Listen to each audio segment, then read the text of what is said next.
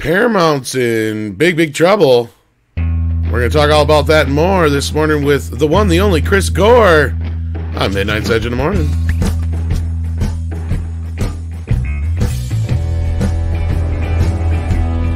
It's Wednesday. Hope everybody's having a great time this morning. I know we are, because we're happy to have a very special guest with us. You may know him from such G4 shows as Attack of the Show. He is the founder of Film Threat, the one, the only Chris Gore. How you doing? Hey, Tom. I am waking up to all sorts of crazy news today. Crazy news, and I'm sort of in the hangover of having seen F9, the new Fast and the Furious movie, and I think the best way, we were talking before we went live, I think the best way to describe it is it's just like that Onion video from about 10 years ago where they interview the 5-year-old screenwriter of the Fast and the Furious. And it's basically a child. I remember that. Yeah, it's a kid playing with Hot Wheels is what it is. And it hasn't changed. That's the way these movies are. They're big and dumb and ridiculous and not to be taken seriously. So if you check your brain at the door, perhaps you'll have a good time. I don't know. Are you able to at least give your impressions? I know you can't give any spoilers, obviously, but did they say you're completely embargoed or? Not completely. There are some sort of big spoilers in the third act of just some crazy over the top stuff that has been actually speculated. So a lot of the people speculating, they are correct about directions that this franchise will go. But as a fan of my personal favorite Fast and the Furious movie is Tokyo Drift, which is sort of, somewhat out of the mold of the series. That's my personal favorite one. And if you're a fan of that movie, you're going to be very satisfied because there's some really cool connections to that film. So, but I mean, you got to go in knowing that you're going to see something big and dumb. So if you go in with your expectations lowered, past the basement, you're going to have a good time. All I will say about that is that when you look at other franchises in the past, like the franchises that got sequel and sequel and sequel, where they all went to die was when they went into space. And thank God the Fast and the Furious aren't there yet. Well, I will say this, when it comes to 9 films in the series, this is I would say the second worst one. I think we all agree that the worst 9th film in any series, and probably will hold that record forever, is The Rise of Skywalker. What a god-awful piece of garbage that film was. And it went to space too. Yeah. Yeah, oh my God. Oh God. Anyways, it's so funny. Every conversation seems like it will always drift into Star Wars for some reason, because it's the conversation we've been having for 40 plus years, and so it always comes around to that. But yeah, it's the second worst 9th film in a 9-film series. How about that? For a 9th film, I guess there's not much worse you can say than that. Yeah, precisely. I mean, Jason, by this point he was going to hell. He wasn't in space yet. Right. Hellraiser, I don't think got to this point. So I think yeah, there's not many series that get past 9. Star Trek barely. James Bond. Well, yeah, exactly. These franchises, but oh my God. Children of the Corn, maybe. Yeah.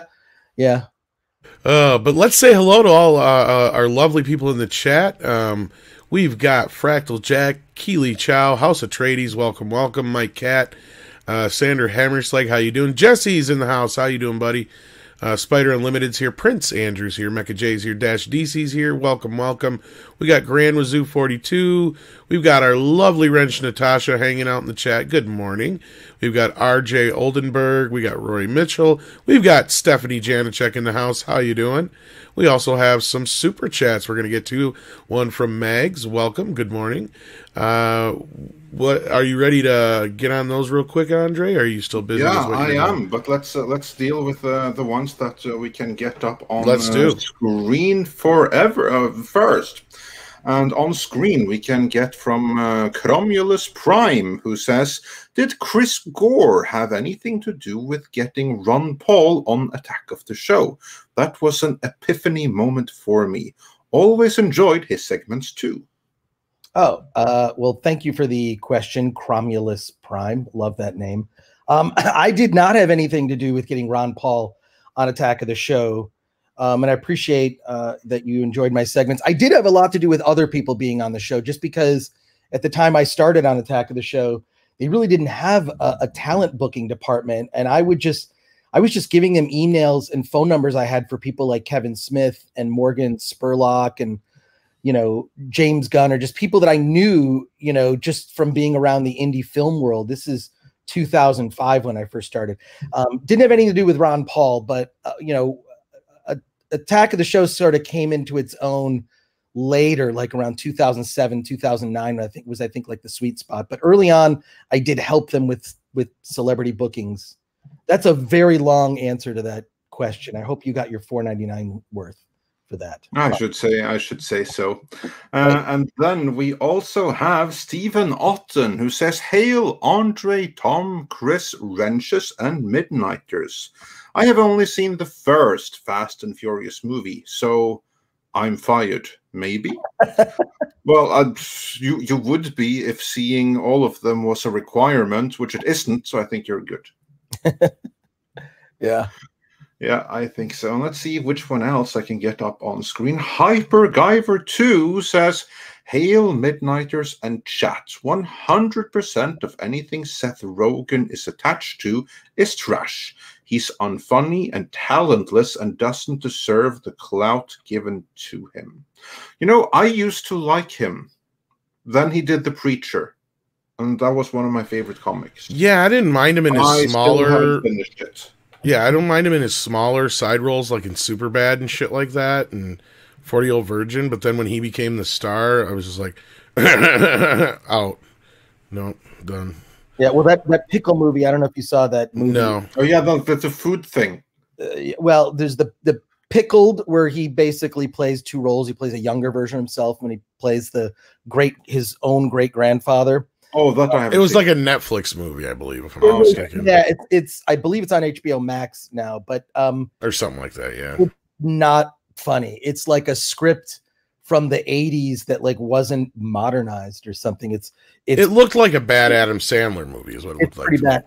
I will say I did like Sausage Party, in which he did the voice. Yeah, that was fun. Yeah, that was fun, and an interesting take on like it's basically a parody of a Pixar film. So I quite enjoyed that. Yeah, and I also really liked The Interview. I thought The Interview was good. The interview was good, but I didn't like Sausage Party. Sausage Party to me would have worked better if it was only a short, because once they start swearing, the joke is kind of gone, and then to do that for 90 minutes was just like right. horrible. Well, but I understand. Yeah, I understand why people liked it, but to me it was like, okay. Yeah. And then we have Mags, who says, hail Yes. all. Can't listen right now. I'm at the vet for my cat.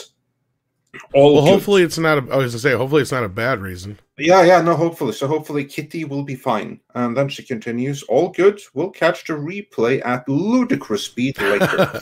I see what you did there, and I approve of your Spaceballs reference. Fast forward through this part. In fact, don't ever show this again. Yeah. And then Goskar Farlat says, for $20, happy belated birthday, Tom. Thank you. Also, check out what the Ninth Circuit Court said about Star Wars. I saw that. Did you see that, Andre? Yeah, I saw. We basically have a court order calling Star Wars, what was it, like... Here, I'll see if I can bring it up. Or something? Well, it had nothing to do with Star Wars per se. I think it was something to do with ConAgra versus somebody. Something to do with... I'm sure we can get into those details. I don't even know all the details, but here's the quote anyway. It was talking about it's too much to get into, but like basically it was talking about the purity of the oil. basically, here's where it comes in. It goes, to use the phrase 100% natural on Wesson Oil appears meaningless because ConAgra no longer owns Wesson Oil.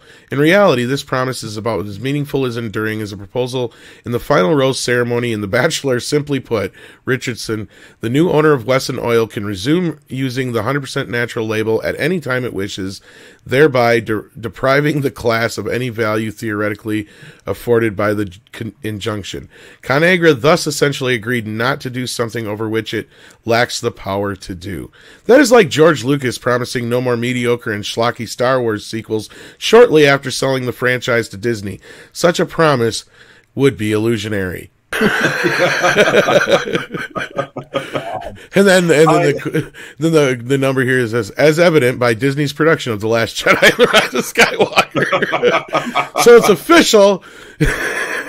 I approve of this verdict. I approve of this judge. But what it sounds like to me is this new company that bought out Wesson Oil or whatever wants to continue to use their catchphrase, and ConAgra is like, you can't do that. You know, so that's what it sounds like to me. I'm just guessing on the lawsuit. That's what it looks like, though. Yeah.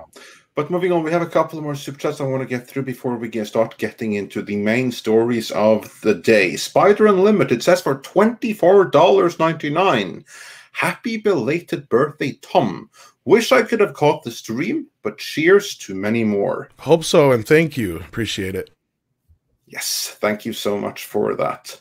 And Drive-By Commenter says for $10, so thank you. Hey all, been watching Tyler Mowry's screenwriting channel. He talks quite a bit of the importance of want versus cost in films. Would you, Chris, say this is a core part of good films? I don't know. I don't know Tyler Mowry's screenwriting channel, but with regard to cost and budget and films, I think that what I've always championed is independent films. And I feel like that's the place where ideas thrive. And I think you cannot, there's no correlation between a quality film and money spent, right? And when you look at the early films of a lot of independent filmmakers whose careers have crossed over into Hollywood, I'm talking about people like Christopher Nolan or James Gunn, they really didn't have a lot of resources, and so they had to thrive in the realm of ideas. So I don't know if that actually addresses what he's implying there, and I'm not familiar with Tyler, but that's why I've always surrounded myself with indie films that I think excel in the area of ideas, because that's something that Hollywood is clearly doesn't have any, which is why they just continue to regurgitate franchises and brands. So, and I have a recommendation. You should see Christopher Nolan's, his first feature film is called Following. He made it over a summer. He could only afford a certain amount of film, so the movie's in black and white. It has ideas that kind of connect to Inception, and it's the only DVD for which he ever did a commentary. Christopher Nolan does not do commentaries. I mean, he does behind the scenes stuff, which is really insightful, but it's the only movie he ever did a commentary for, and I'm sure you can find Following somewhere. But he could only afford to purchase one can of film, and he could afford it with his day job. And so he would shoot on weekends over a summer. By the time the summer was over, he had a feature film. Wow. So that movie premiered at the Slam Dance Film Festival back in the early 2000s. In any case, that's how Chris Nolan began. And I feel that not having money forces you to really push the envelope when it comes to ideas, whereas Hollywood solves every problem with money, which is why most Hollywood films are complete garbage crap and are, we were talking about this before, content. That term content, they're not even movies anymore. It's just content. It's filling a slot. It's filling we have to have 30 new movies on our streaming platform this month. I guess we'll just make these, which accounts for that terrible Amy Adams movie that's on Netflix now. I couldn't get through the first 30 minutes of that film. What hot garbage. So I don't know. I feel bad. I'm not really familiar with what you're asking, but I hope that addresses it. Drive by. I'm assuming it's a YouTube channel, but no, I think you're right, Chris. At least from that perspective, like look at things like, I mean, I know it wasn't necessarily an independent film, but A Quiet Place, it spawned a franchise. John Wick spawned a franchise. These are the kind of things that used to happen back in the 70s and 80s that spawned franchises, and we haven't seen that anymore. And then when you talk about, you know, how, you know, you gotta work on your toes when you don't have the money or the budget to make these bigger movies. Like Jaws is always my go-to example. If it wasn't for the fact that shark didn't work and Steven couldn't just throw a bunch of money at everything, he would probably be a schlocky B-movie director to this day. I stand by that, because if that shark would have worked, he'd have been like the next, you know, John Carpenter instead of Steven Spielberg, probably, or something like that. Well, it would have been a bad Roger Corman movie. Exactly my point. Yeah, I don't mean to use John Carpenter. He's a bad example, but you know, like, you know, somebody like that just didn't really rise, you know, to their full potential. But yeah. So, and also happy belated birthday. Oh, well, thank you, Chris. I'm not, social media is, I feel like the less time I spend on social media, there is a direct correlation to my level of contentment and happiness. So, the less time I spend on social media, the better. So I missed your message. Well, no, we were actually having a great conversation the other night that I couldn't partake in too much because I was producing Toxic Femme at the time, but you brought up independent film at that time, and there's a few things you talked about I hope we can discuss in the future. But that was one thing you kept talking about or bringing up, was just that, you know, how there's so much out there to see, or there's so much we bitch about not seeing good stuff, but we're just not finding it because of the way things are right now. And that's something you want to really do, is bring a lot more independent film to people's attention. Yes, that is my mission, and has been since I started Film Threat 36 years ago out of high school. This is why they call me the Ancient One. So, but yes, I've been around indie film for a long time, and I feel like, not to segue too much, but when you're on Friday Night Tights and I watch that show, I watch a lot of stuff, but like that's one that I watch on the regular. And there's a lot of talk of like, we got to make our own stuff. It's already happening. It's already being made. There is new stuff being made right now. The problem is that the oxygen is taken out of the air by all the big movies, right? Like the big movies get all the press attention. There is a lot to be said for YouTube channels being built on taking a shit on these big Hollywood films, deservedly so. But I can tell you from experience that there's not a lot of YouTube love when it comes to talking constantly about indie film. It's just not part of that conversation. And my goal is to make this part of the conversation, to tell you that, look, and I can sit here and tell you that every indie movie is good just because it's indie, right? That would be like saying, hey, this movie is good just because it's directed by a woman, which I think is, that's a terrible idea to espouse, right? It's like, no, movies should be based, they should be judged as a complete work, right? So indie film, there are good indie films out there. You have to sift through, just like with anything. I mean, we review about 2,000 on the Film Threat website, and I can tell you there's about 100 every year, maybe 50 to 100, where I'm like, holy crap, you have to see this. And I'm going to drop recommendations throughout this live stream. I apologize for that rant, Tom. I thought we were having this fun text conversation, and then I went off. No, I still don't consider it a rant. Like I said, I wished I could have got more involved in it, but I was juggling 3 other things at once. But no, and I'm glad we got a chance to talk about it. And I do think maybe we'll work something out with that in the future, like you and I had discussed. But sure. Yeah, thanks for the super chat drive-by commentary or commenter. For those who may be looking into screenwriting, it sounds like Tyler Mowry's channel is a good place to go. And if you want to check out some independent films, go to Film Threat's website, right? Yep. Just filmthreat.com, or we have a YouTube channel, Film Threat, where effectively I interview independent filmmakers. And then additionally, I have other members of my team. We do watch parties of indie films once a week, and then we review indie films as well. So there's like 3 of us that do stuff on the channel, but I have not figured out YouTube. I have no idea. Seriously, I've been more serious about YouTube the last year. Like once the lockdown happened, it's like, well, I can't go anywhere. I guess YouTube, right?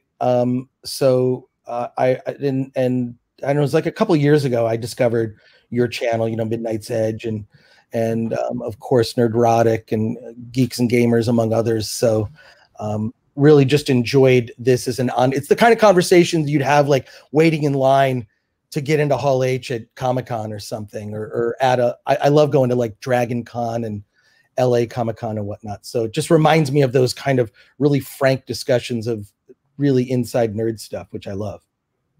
Yeah. Well, let's get into the rest of the super chats, Andre, because I know we got to catch up on those, because I'm sure people are just dying to find out what the hell's going on with Paramount. Yes, we're going to get into that momentarily. First, let's go back to the very beginning of super chats, the ones that we can't get on screen, meaning they're already classics. Changhua says, for $2 current Hollywood movie don't appeal to the majority. And that's ironic, because that's what they're trying, and in trying to make it appeal to everyone, they make it appeal to no one. That's kind of what happens. And Raging Golden Eagle says, for $5, thank you so much. Hot take. The majority of movies have always been garbage. When looking back, we only remember the good ones that stood out. The trash is forgotten.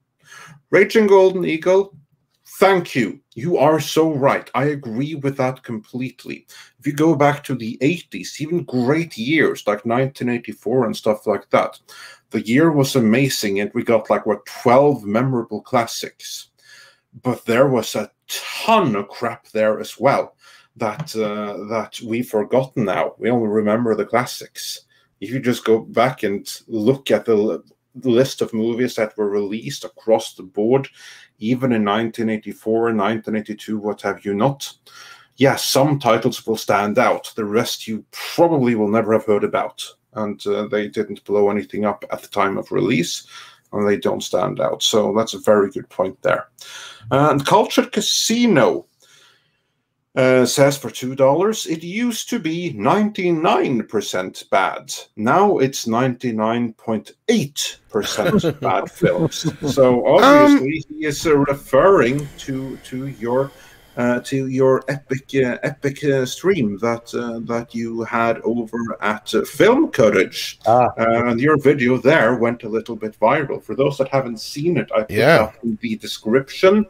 And the video at Film Courage is called "Why 99% of Movies Today Are Garbage," featuring Chris Gore. And even the thumbnail of this live stream is a riff on that thumbnail, so it'll be quite easy to find.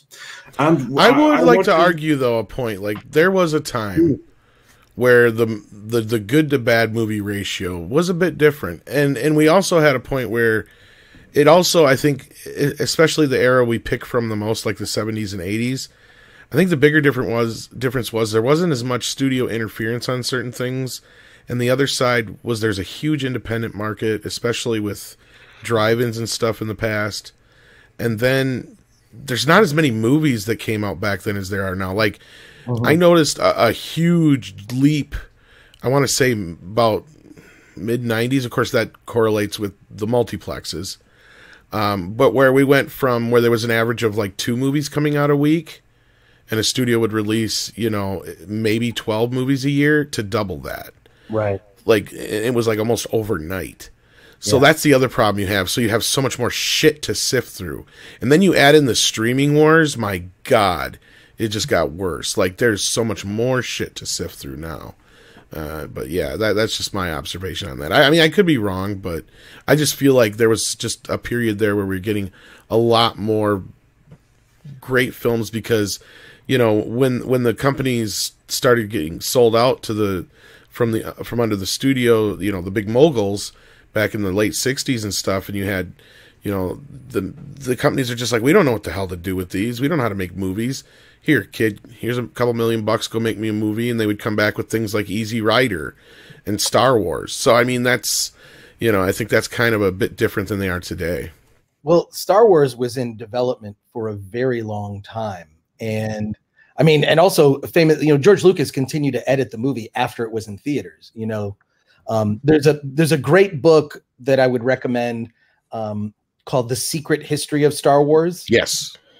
And I don't recommend that you read the book. I actually recommend that you get the audiobook, because the audiobook, the guy who reads it is a voice actor, and he does everyone's voice, including Lawrence Kasdan. And he talks in sort of a nasally Michigan accent, of which I'm familiar. In any case, that's a great book that really talks about the development of Star Wars. And John Carpenter has this famous rant, I'm sure you can find it online, where he talks about why most movies today are garbage, which is because there is a release date announced before a screenplay is completed.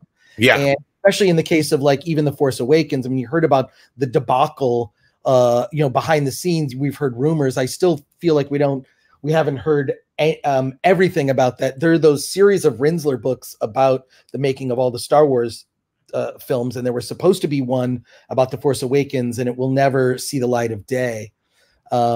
So just so much of everything was being retooled up until the last minute. The studio was not happy with JJ. I don't know why they hired him again. It's moronic to me. But in any case, movies back in the day in the 70s, it's like, well, the movie's, let's release it when the movie's done. It was not done. There's a very good documentary that just came out. So yes, the longer I'm on, the more movie recommendations you're going to get. It's a documentary that just came out. It's called Laddie, Laddie, and it's about Alan Ladd Jr., who was the person who famously greenlit Star Wars, and he, was instrumental in the development of other films, such as The Omen and The Exorcist, and a lot of iconic films from the 70s kind of came through him. And he gave, there was just a different philosophy with the way that the sausage was made back then. I mean, now Francis Ford Coppola refers to big studio filmmaking now as it's just factory films. These are movies that are made by a factory. There is a process, and they're just put out that way, and the artistry is lost. I fear that there will never be another George Lucas, who at his heart, George Lucas is an independent filmmaker. I mean, he left Hollywood to go back to Marin County because he just didn't like the Hollywood scene. I don't blame him. I mean, and that's all in that book, The Secret History of Star Wars, which, Andre, it sounds like you're familiar with that book. I am, yeah. Yes, I'm here. Such a great book. They actually reprinted an interview I did with Gary Kurtz back in the day. That was on, you can find it on the Film Threat website, the whole interview, but it's an interview I did with Gary Kurtz where when the special editions of Star Wars came out, he was very polite and didn't go out of his way to really criticize the special editions.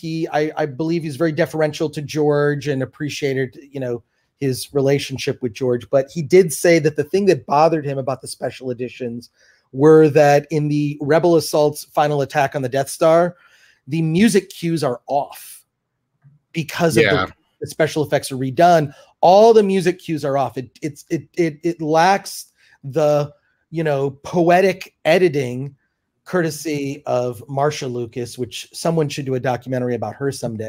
She's the real unsung hero of Star Wars. You have this saying that behind every successful man, there's a strong woman or something to that end. And it's so true, certainly in that case. I mean, just look at what George Lucas did with Marsha Lucas helping him every step of the way in the original trilogy, compared to what he did when left completely to his own devices with the prequels. Yeah, that's true. Although the prequels have grown on me, they have their moments. Here's because I think that the core story is fantastic in the prequels. They're about the fall. They're basically the same story as Citizen Kane, which is brilliant.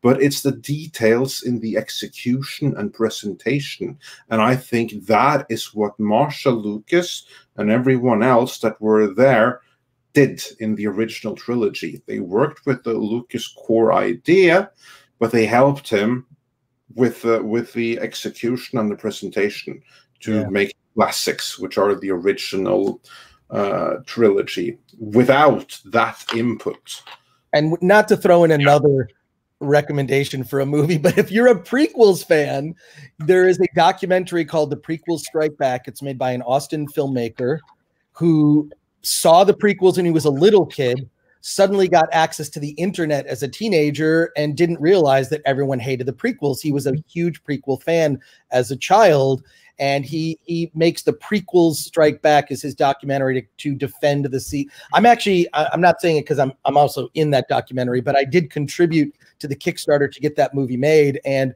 it's a really amazing documentary. Just things that I learned in there. For example, that the theme at the very end of episode 1, the celebration theme that's played on Naboo, da da da da da da da da da da, in a different key is da da da da da da. It's the Emperor's throne room music from Return of the Jedi. That's probably something you guys already know, but that was news to me when I saw that doc. So really a lot of interesting insights. So. Yeah, well, thanks for another great recommendation. Do keep them coming. No one minds that here. There should be a sound every time I make a movie recommendation, just like a little ding. We need a little button.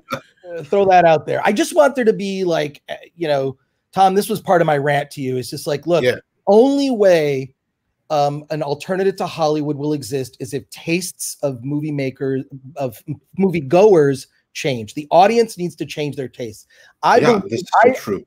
I love a big, dumb blockbuster, just like I love a Big Mac. I don't eat Big Macs often, but, it's a delicious sandwich from McDonald's. But I think that you've got to have a balanced media diet. You can't just live on watching the stuff that Hollywood puts out. If you balance your media diet and you see some independently produced documentaries, like a movie called Clapboard Jungle about the journey of a filmmaker, or another good documentary called 24 by 36. It's about the art and history of movie posters, along with some other recommendations like Christopher Nolan's first film, Following. You need to balance your media diet and see indie films and mix that with some blockbusters. That way, when the blockbusters suck, which is often, it doesn't hit you so hard because, well, I'm just going to go watch an indie movie of a higher quality, and it'll sort of soften the blow, so to speak. So I knew I would derail this. Why did you guys want to have me on? No, you're fine. No worries. My apologies. No, actually, why else would we have you on? So perfect. Okay. I mean, derailing is what we do, isn't it? That's the story of my life. That's what I live for. No, we were building up the crowd, and I think it's a good time to probably segue. Did we have any more super chats, Andre? I think we have many more super chats, but we only have Chris for a limited period of time. So let's segue. So I think we probably should segue into the main topic, and we'll deal with the super chats afterwards. Well, of course, the story of Seth Rogen working on Ninja Turtles wasn't new. This was something that actually dropped a while back, but I have a feeling the news dropped yesterday for good reason, and it had more to do with this than anything. I think they were trying to distract from Paramount being at the center of a huge tax fraud allegation. Now, this is a very complicated, messy thing. I did see if our good buddy Mexican Iron Man could pop in a little bit and maybe explain some of this to us. But basically what it boils down to is Viacom is being accused of hiding almost $2 billion in money. And the breakdown from the New York Times, which was this huge story, but Uprocks did a great job of breaking it down here. Here's the main bit when it comes to specifically Ninja Turtles. And I think Transformers is also involved in this. But the difference between Transformers and Ninja Turtles is Viacom owns Ninja Turtles outright. They don't own Transformers. In the suit, the executive accused Viacom of hatching a plan to attribute the revenue from the popular franchise Teenage Mutant Ninja Turtles to the Netherlands for tax advantages, while the rights to the franchise are owned by a Dutch entity. All the business concerning those rights took place in New York, the suit read. The sole purpose of transferring the license rights to the Netherlands company was to avoid the U.S. tax burden, the suit added. The study noted that Viacom transferred its intellectual property rights to a subsidiary in Britain in 2015, which, if I remember right, I think they bought the Ninja Turtles in 2012, while keeping the Dutch entities operating as a sub-branch of the British unit. as the jumping off point for selling foreign rights. The transfer, essentially a sale from one Viacom subsidiary to another, created a tax benefit, the study said. The transaction was worth $1.8 billion, according to company records cited by the study. The sum it can amortize over many years.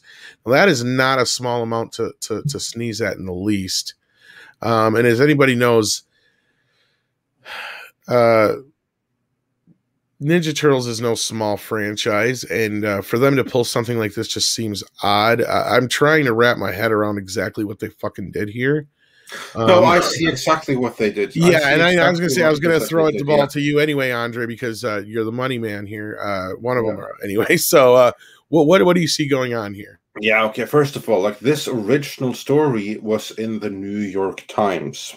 And the New York Times is behind the paywall, and I have no intention of paying anything to supporting that. So all we're seeing here is a tiny little clip of the main story, and it very well could be that the full story isn't here, since this is a very, very long original story that has been cut down and summarized, and then they couldn't do anymore, so then they have a quote here. But based on my reading of what is here, basically what happened was that in order to create a loophole, what they did is that internally within Viacom CBS, they sold off the Turtles license from one entity to another entity under their Dutch branch. That way, they can claim like a tax benefit, basically, in the US for having made that sale or offloaded that. Probably there's some debt thing that goes into this as well. I would certainly imagine that the Dutch entity must have picked up some amount of debt, best guess, which is probably only also on paper between different entities. Well, not to interrupt, but yeah, and then this new entity, or then the rights is then moved to the Dutch entity, so that now all the business is done from New York and in America, but they can funnel it through this new Dutch entity, so that they can claim to American authorities that all tax has to be paid from there, and then they obviously must have a super beneficial deal for that Dutch entity, so they don't really pay anything there either if they even report anything. So basically, it's just a matter of where do they report the money as income, and how much of that income is actually reported as income, and how much is hidden, among other places. I mean, there's a lot you can do with financial acrobatics. If we have Mike come on, I'm sure he can explain in more detail. But basically, just to sum it up, they've done some financial acrobatics, and whoop, the end result is that it's not that they owe $2 billion worth of tax, but it's a value of total $2 billion that is taxable, that they have been able then to keep out of their books. Now, does it have? It's not that. So it's not that they owe $2 billion of tax. It's that they owe maybe a few $100 million. But then, of course, it's the deceit, and that may be the bigger issue. Yeah, because this is a year after the first Michael Bay Turtles film. This is my question for you until Mike gets here. Does this really have shit to do with the Ninja Turtles so much more as it does just with Paramount trying to move money around without having to pay taxes? That's a bigger story, because if it's the Ninja Turtles or if it's something else doesn't really matter. It's a brand that's owned by them. So if it's property A or if it's property B, that really doesn't have that big a role. It's Viacom that has seemingly overtly committed tax fraud using one of their assets. Exactly which asset is a matter of secondary importance. So it doesn't become more serious because it was the Turtles instead of SpongeBob. But of course, they might have done something else there as well, because here's like the thing. Who is to say that this is everything? If the tax department really starts looking, they might find more. Yeah, and I actually have the New York Times version open here fully, and I'm trying to kind of make some more sense of this, because this bit that Uprocks posted is actually from the very end of the article. Here's another part of it. It says, Dutch tax authorities, in an effort to compete with other European nations, have offered favorable rulings in multi blah, blah, blah, blah, blah. In other words, for every dollar Viacom collected overseas for a blockbuster like Transformers, after converting from reals, lira, and renminbi, if I'm saying that right, less than a penny was likely subject to corporate income tax, according to the study. Ridiculous. Nice. Yeah, I did send the thing to Mike. He said he should be in a little bit to help kind of break down some of this stuff. But Chris, I don't know how how much you know about this this business, because this kind of dropped on us. This wasn't exact. We were going to talk about Ninja Turtles and your interview and stuff like that, but this kind of dropped on us in the middle of the night.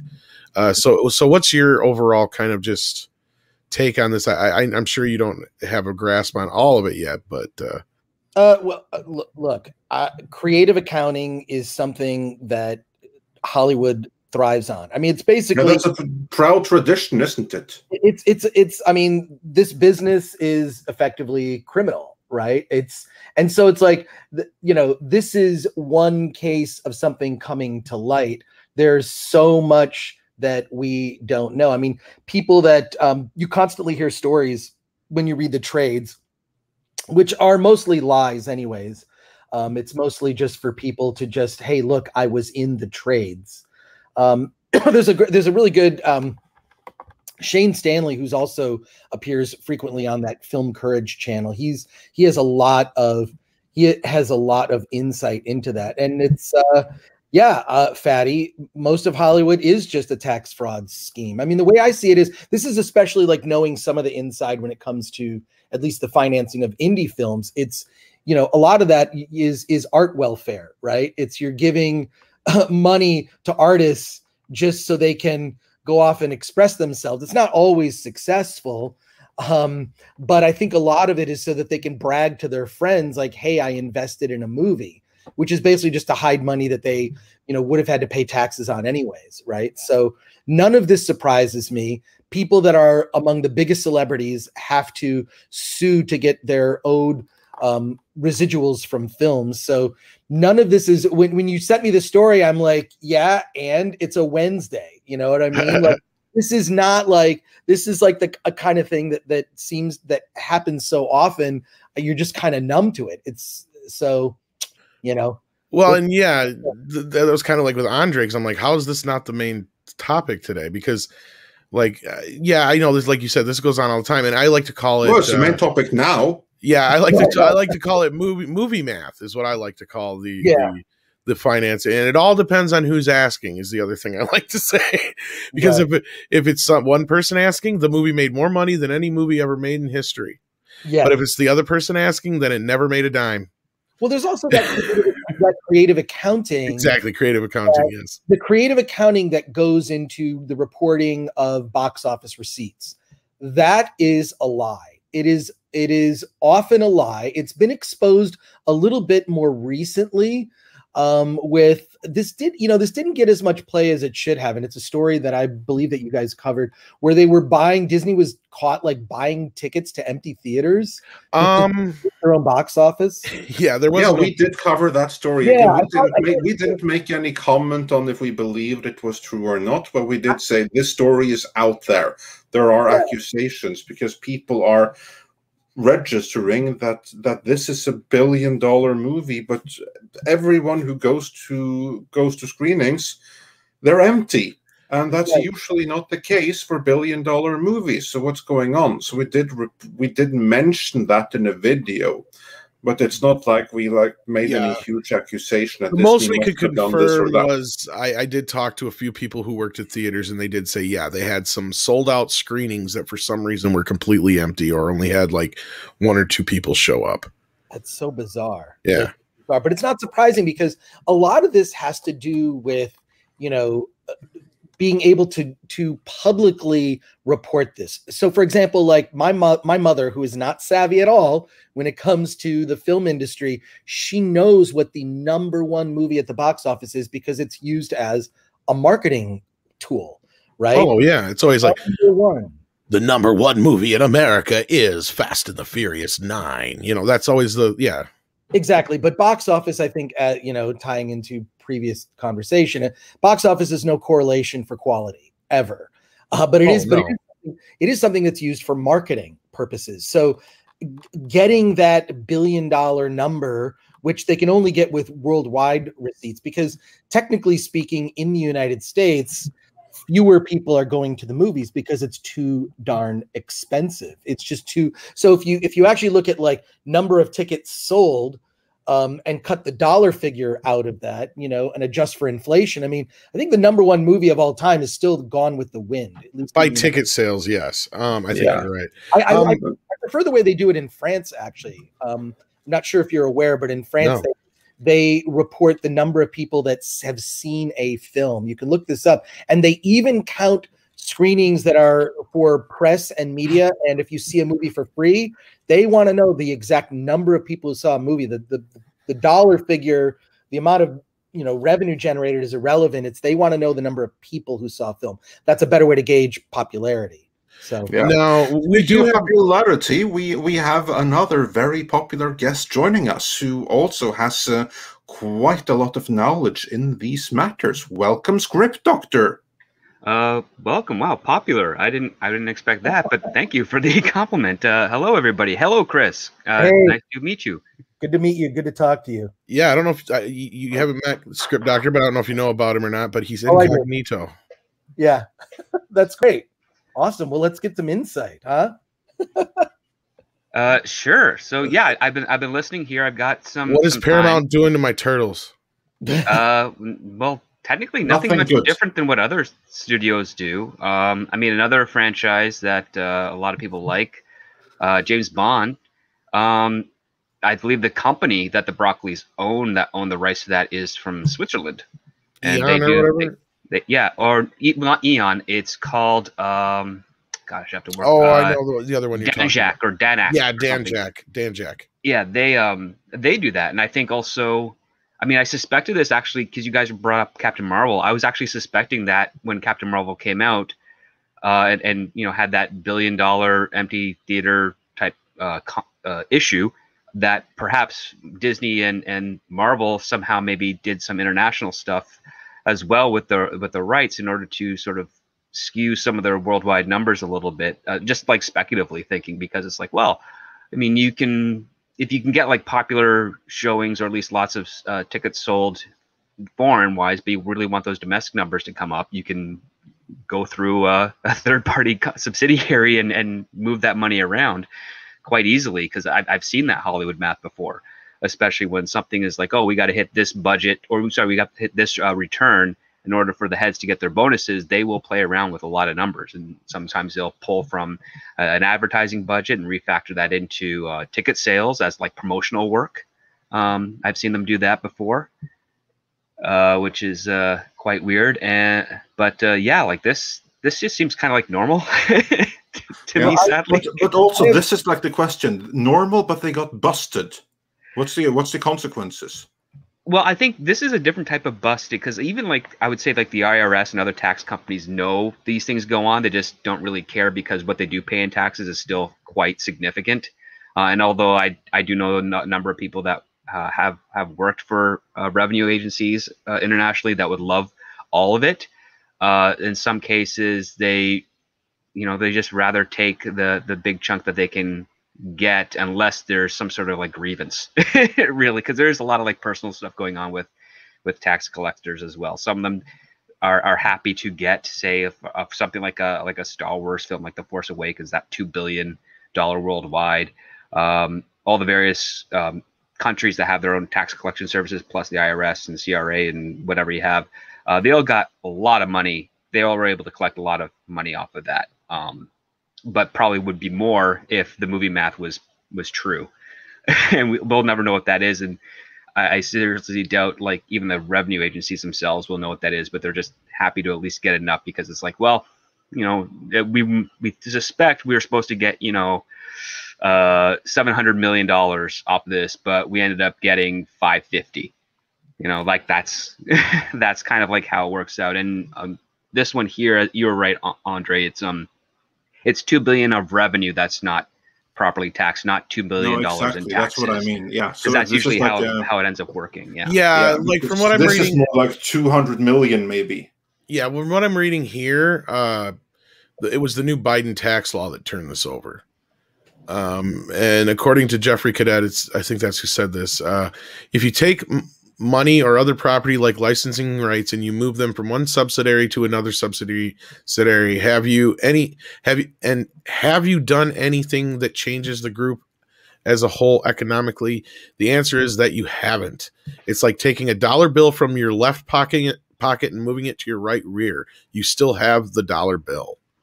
So yeah, true. I mean, one extra step would be, you know, you exchange that dollar bill for the local currency and then put it in your other pocket. as like the laziest form of money transfer, if you will. Yeah, it says it goes into about like subsidiaries in the Netherlands for foreign licensing rights, and yeah, I'm going to try and get this transcribed over to you, Andre. This is the full version here that I got in front of me, but yeah, we can maybe do a separate video. Yeah, we're going to have to, man. Yeah. This is a Midnight's Edge video. But yeah, you know, it also mentions Star Trek and all these other things, but that's the thing is, more or less, you know, we've been asking for years how Paramount's been able to afford a lot of this shit. Well, it's because they ain't paying no taxes. Well, not only that, they also take advantage of every tax credit a country has, whether it's like a distribution deal tax credit or a production deal tax credit. Every studio does that. And on top of that, we also kind of learned, it's not 100% confirmed, but I think, I have a couple of people that know something's up, but for instance, Secret Hideout rented Pinewood, Toronto for 5 years, but there were other productions shooting at Pinewood, Toronto, and they were supposedly paying Secret Hideout like to rent that subleasing, space. Yeah, they were subleasing, yeah, and that's how you can create like a revenue flow that can take advantage of more tax credits, which can be funneled into other productions and moved around. Like it's really, yeah, Chris is right. It's very organized stuff, so to speak. I mean, there's a version of this that happens in the indie film world all the time. It's I'm sure you're familiar with the term four-walling a theater, right? Oh yeah, you buy a theater for a couple weeks. And so I co-wrote a script for and produced a film years ago called My Big Fat Independent Movie. There should be that sound now every time I mention a movie you should see. But My Big Fat Independent Movie recommendation. So when we released it, we opened at one of the Lemley theaters. We rented it, but we also bought all the tickets and just gave them away. So technically, on our opening night, we had a sold out movie, right? And that's something that we were reported in the box office, not in the top 10 for that week, but we were in the top like 25, and that just happens all the time in the world of indie film. You rent the theater, you buy all the tickets that would have sold, you give them away to people, so you're trying to get people to go see your movie. But this happens all the time in indie film. It really, you want to have a decent theatrical run, and the reason that we did the theatrical run is I sold the rights to Anchor Bay at the time, and they gave us extra money if we would release the movie in theaters in 10 of the top markets. And the reason for that is that's because that's where the Best Buy buyers were. So what it is a decent theatrical run, which, you can get some good press in the trades. You can show that the film performed at the box office. That will help you later down the road when it comes to selling things like getting your DVD into Blockbuster with an end cap, which is what we did. We had end caps for the movie when it was released. And additionally, it helps with a sale to cable. And we did a split deal with Showtime and the Sundance Channel, where we sold one of them the unrated version and the other one the R-rated version. So box office is really important because it affects, all the different other revenue streams down the road, which is why you see this fiddling with these numbers constantly, and why something like a Captain Marvel will happen, which is objectively one of the worst, probably if not the worst Marvel film. What can you say? This is why when you sent me the stories, this is just not surprising, Tom. So there you go. There's my perspective. No, I get where you're coming from there. I hear you. Yeah. Yeah. Well, that's from the post-production angle, because you like on the independent side for production, I've seen people get an art grant for 50 grand and roll that over through what they call like check stamping with accountants. So they'll take the check, they will put it into a bank account, they'll write out a whole bunch of other checks, emptying that account to all their departments to pay them. They'll get stamped. Then the money will be quote unquote handed back to the original production, and then they'll use that to pay for other stuff, and it just cycles through. So a $50,000 check ends up turning into a $3 million budget film, and it's just like how they pull this off. But I mean, it works, and when they get their tax credits for it on top of that, where for post production and everything else, yeah, they end up making it's kind of like the producers. The Mel Brooks film brought to life in some degree. Like, it doesn't even matter if it's successful or not. They've just moved the money around so many times that they're able to take advantage of all these other programs and subsidiaries and tax credits that they can walk away. Each person working on the principal production of the film can walk away with, several thousands of dollars on the indie side of things without actually having to have spent any of their own money. Wow. and still put out a film that they could possibly make a profit on through distribution. Yeah, it is kind of funny how it's a producer's kind of thing. I used that meme a couple times already but no, that's what I kind of see here. And just, I mean, I know the first, movies like the Ninja Turtles didn't really make any money anyway. Like the first one really didn't do well, and the second one lost money. So, like, I mean, as far as those movies go, that's the kind of funny thing here is that what this is all about? Is they're covering up for the money that these movies have lost, or is it just they're not? I'm trying to grasp around it, but I got to get deeper into the New York Times story on it. But again, I know what you guys are saying, especially Chris, with like, this is just Wednesday in Hollywood, right? But I have a feeling this maybe going back to my initial point anyway. I have a feeling that Ninja Turtle news dropped yesterday to kind of cover this. They knew this was coming, like they knew that New York Times story was going to drop. Oh yeah, to drop something else, right? to get people angry instead. Yeah, definitely a distraction. Yes. Yeah. Well, not only that, dominate the search algorithm, right? So if you type in Ninja Turtles news, yep, you're probably going to get the Seth Rogen thing before you get the New York Times thing, right? Very, very sneaky and very clever. Yep. We have a couple of super chats on that. First, Hurin the Steadfast sent us 50 Canadian dollars. Thank you so much. And he says, in Canada, we have the CRA, which is Canadian Revenue Service. You don't fucking mess with them. If they think you are hiding something, they will lock your accounts and empty them. It's up to you to prove them wrong and try to get your money back. Yeah, actually, this is the same thing in my neck of the woods as well.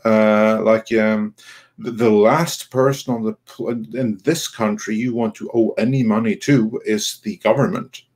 Then there's no freaking mercy. Well, I've dealt with the CRA many times. Luckily, they have to get a court order to do that with your account, and it's not easy for them to do so. I mean, if you do find yourself on the receiving end of that, you did screw up terribly. But most cases, especially in the last year and a half, a lot of my friends who have had to use them to help with their taxes and with supports, they've been obscenely competent, like frighteningly so, at least in the areas that I work in and live in currently. So that's been raising an eyebrow quite weird. It's like, wait, you've been this good all this long, or you just been screwing up because you're lazy, or like what's going on, right? So. But you don't want to mess with those types of services if you can avoid it. Yeah, no, far from it. And also, a Valiant Renegade, who also comes from a world of finance, says, I could easily go into an informed diatribe about this tax business and this Viacom case. These companies have armies of lawyers and CPAs that scrutinize the legality of these movies in advance. We have to have you come on one of these days, Valiant. We can talk about this. Would be since you already are informed on this matter, whilst we haven't had time to fully research it yet. So that would be cool.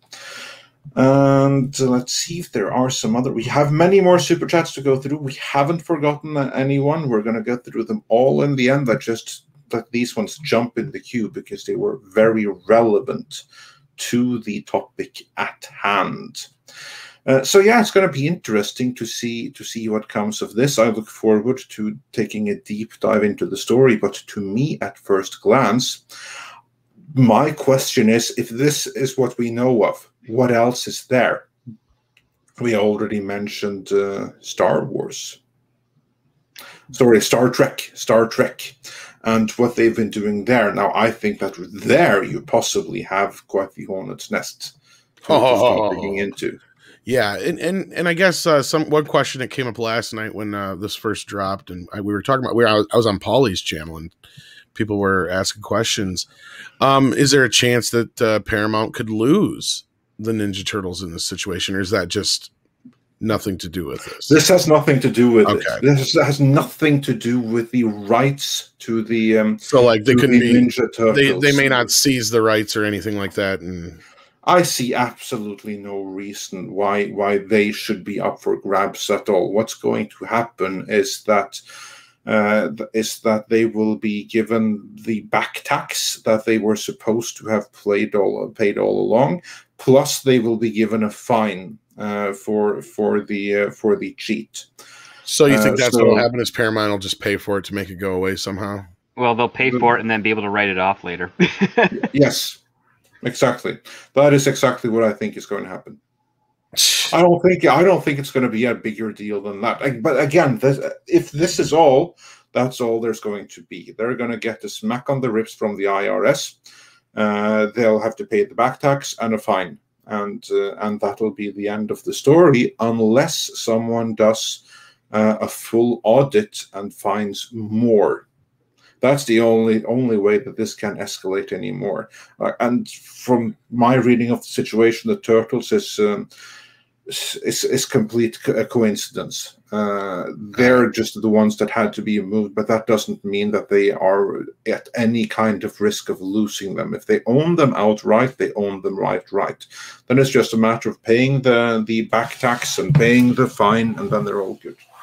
Yeah, and there's probably other film franchises that are associated with this, because there's the Ninja Turtles that are at the center. There's probably other ones. There are. And to sort of draw a little parallel, I mean, this is $2 billion is nothing to shake your head at, but the SEC is still looking at Disney for $6 billion of cooking the books as well, and that's about 2.5 years in right now, and not much has really moved on that as far as we know, at least as far as I know.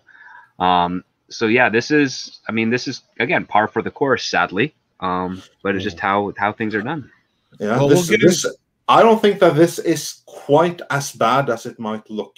At least it should be, but I don't think that this will be given the attention that we might think it deserves. That's what I was thinking too. But like, speaking of how bad things look, this looks worse, and this we'll get into after we grab some more super chats here, because this is really what set this whole thing off yesterday. And like I said, I think this was just to distract from the other news, because this is something we've known about for a while. Because we reported back on this. How long ago was it? Script on Midnight's Edge After Dark, almost like 6-7 months ago. Yeah, definitely last year. Yeah, it was definitely last year. This is not new news. So I do feel like this was maybe just to distract, and we actually got a date. That's the only new part of this news, August 11th, 2023. But we'll get into this a little bit more. But I think we had a couple more super chats maybe for Chris that we wanted to get into. Yes. Well, let's see if what we have for Chris. I'm just going to go through them. Chris, how much longer do we have you for? Oh, I can stay through 11. Okay, so another 45 minutes. Yeah, sure. Super. Cool. Okay, brilliant. Then I don't have to rush that much. Okay, going through the super chats, I just have to see where we left off. Mr. Tickle Trunk sent us a little doggy super sticker, and Dash D's said for 10 Canadian dollars, yesterday was my 20th AA birthday. Although no one remembered here, I shared my day with you all. I bring it up now only because you all should feel proud for you all contributed. I thank you. Oh well, Dashties, you should have told us yesterday. We would have mentioned it. But in any event, congratulations on 20 years. How do you put it? Like 20 years on the water wagon? It's on the wagon. Yeah, sober, yes. On the wagon. Yeah. Perfect. Congratulations. So happy for you. Well done. Keep it up. 20 more. And Moses A. Waiver says for $4.99, hail my favorite renegade band of geeks and poets alike. How are you all doing? Well, I'm good. How are you all doing? Chris and Script and Tom. I think we're all good. We're all good. We're chatting about film stuff we're very passionate about. So. Yeah. We're good. We're good. We're all good here. How are you? and then says, hi gents, hello everyone. And let's see, I think we got this one. HyperGyver2 says, hail Midnighters in chat. 100% of anything Seth Rogen is attached to is trash.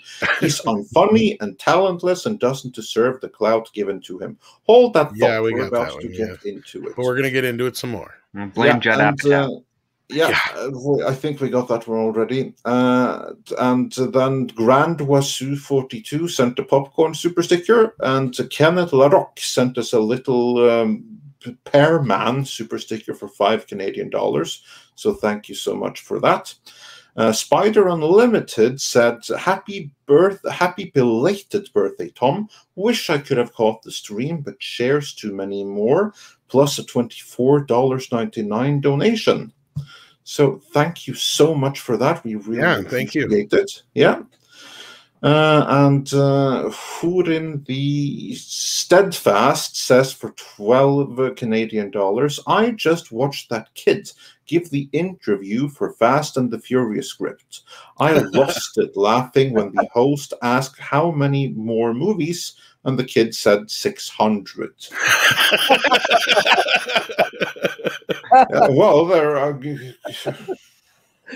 well on the way. And that kid grew up to be Michael Bay. And Golgo13 says for $5, happy belated birthday, Tom. Hail Midnight's Edge and the Wrenches. I miss G4. Then again, I miss the 2000s in general. Long live the fighters. Nice Dune reference there. Right. And I only like the film section of Attack of the Show. Sorry. Oh, thanks. Yeah, no worries, Chris. Yeah. And Jorge Burgos says, hail, I love Chris Gore, Hong Kong cinema. Yeah. Oh, wow. Thanks. Oh, that's right. I did a segment with a guy named Jeff Wong called Asian Underground. And so, yeah, it was like maybe like once or twice a month we would do that. But I don't know if you noticed, like when I did that show, this was my sort of subversive thinking, was a couple things. I used to mispronounce swear words because I found out I could get away with it. So I would call I would say a certain person was like a shatheed or something. But the other thing is that I would always sneak in reviews, like little references or reviews to smaller indie films constantly, because I was obligated to review the big DVD that was coming out that week, right? The big movie that was coming out. But then I would talk about like a Beelzebub movie, like Anthill Dick Farm, which is a real movie and you should look that up. But I can't take any responsibility for if you use Google Images to look up Anthill Dick Farm, and it's also shocking that there is a movie called Anthill Dick Farm, which I actually did work in an Attack of the Show. We had to put a little Post-it note over the graphic for the movie, but you don't have to do that online. But yeah, thank you for your kind words. I appreciate it. So there you are. Yeah, excellent. Anthill Dick Farm, is that what it was called? Anthill Dick Farm. That sounds like a band from the 90s.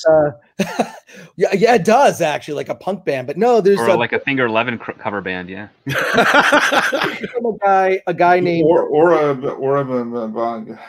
or something that the Primus guys might have cooked up. Well, it's a filmmaker named Beelzebub who makes these super low budget horror films, but they're filled with a lot of heart, One of my favorites that he made is called Ass Monsters. And Ass Monsters is about a bunch of filmmakers wanting to make a low budget movie and how they go about it. And it's utterly ridiculous. It sort of starts at a convention. They see this guy selling VHS tapes of his horror movies. They say, well, we should do that. Then they go out and they make a movie called, I'll put in the private chat, I'll put a link to an interview I did with Bill Zabub. But I was constantly doing that on Attack of the Show. I was like, I'm going to do the little mainstream big Hollywood movie that you want me to cover because that's my job, but I'm going to work in all these other indie films and small movies and documentaries and horror films. And sort of that's my beef with, you guys, Tom, when I was ranting toward you, like start talking about those movies, start elevating those and just have a balanced media diet, So I didn't take it as a rant, and no, you're right. I mean, it's out there. It's just so difficult to sift through some of this stuff. But I think that's why you have me, because no, totally. There's I have 30 writers who write for Film Threat. If you want to write for Film Threat, you can just go to filmthreat.com. There's a contact, and that email goes directly to me, and I can pass you on to the editor, Alan. We have 30 writers from all over the world that contribute reviews, because we have a submission, anyone can get reviewed on Film Threat, right? Anyone. And we're a Rotten Tomatoes accredited outlet. So I have some perspective on Rotten Tomatoes, which maybe for another time. Ant Farm Dickhole. Yes, thank you for someone it's Ant Farm Dickhole. Why did I get that?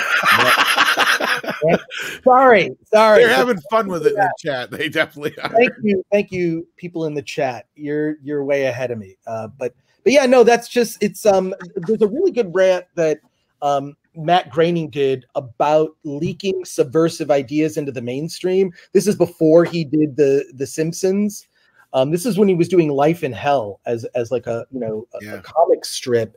And it's really amazing because if you on its surface, if you watch, Ass Monsters, a real movie, look it up. And also, Bill Zabub's movies are good because his entire YouTube channel was taken down. So it's really hard to find his stuff.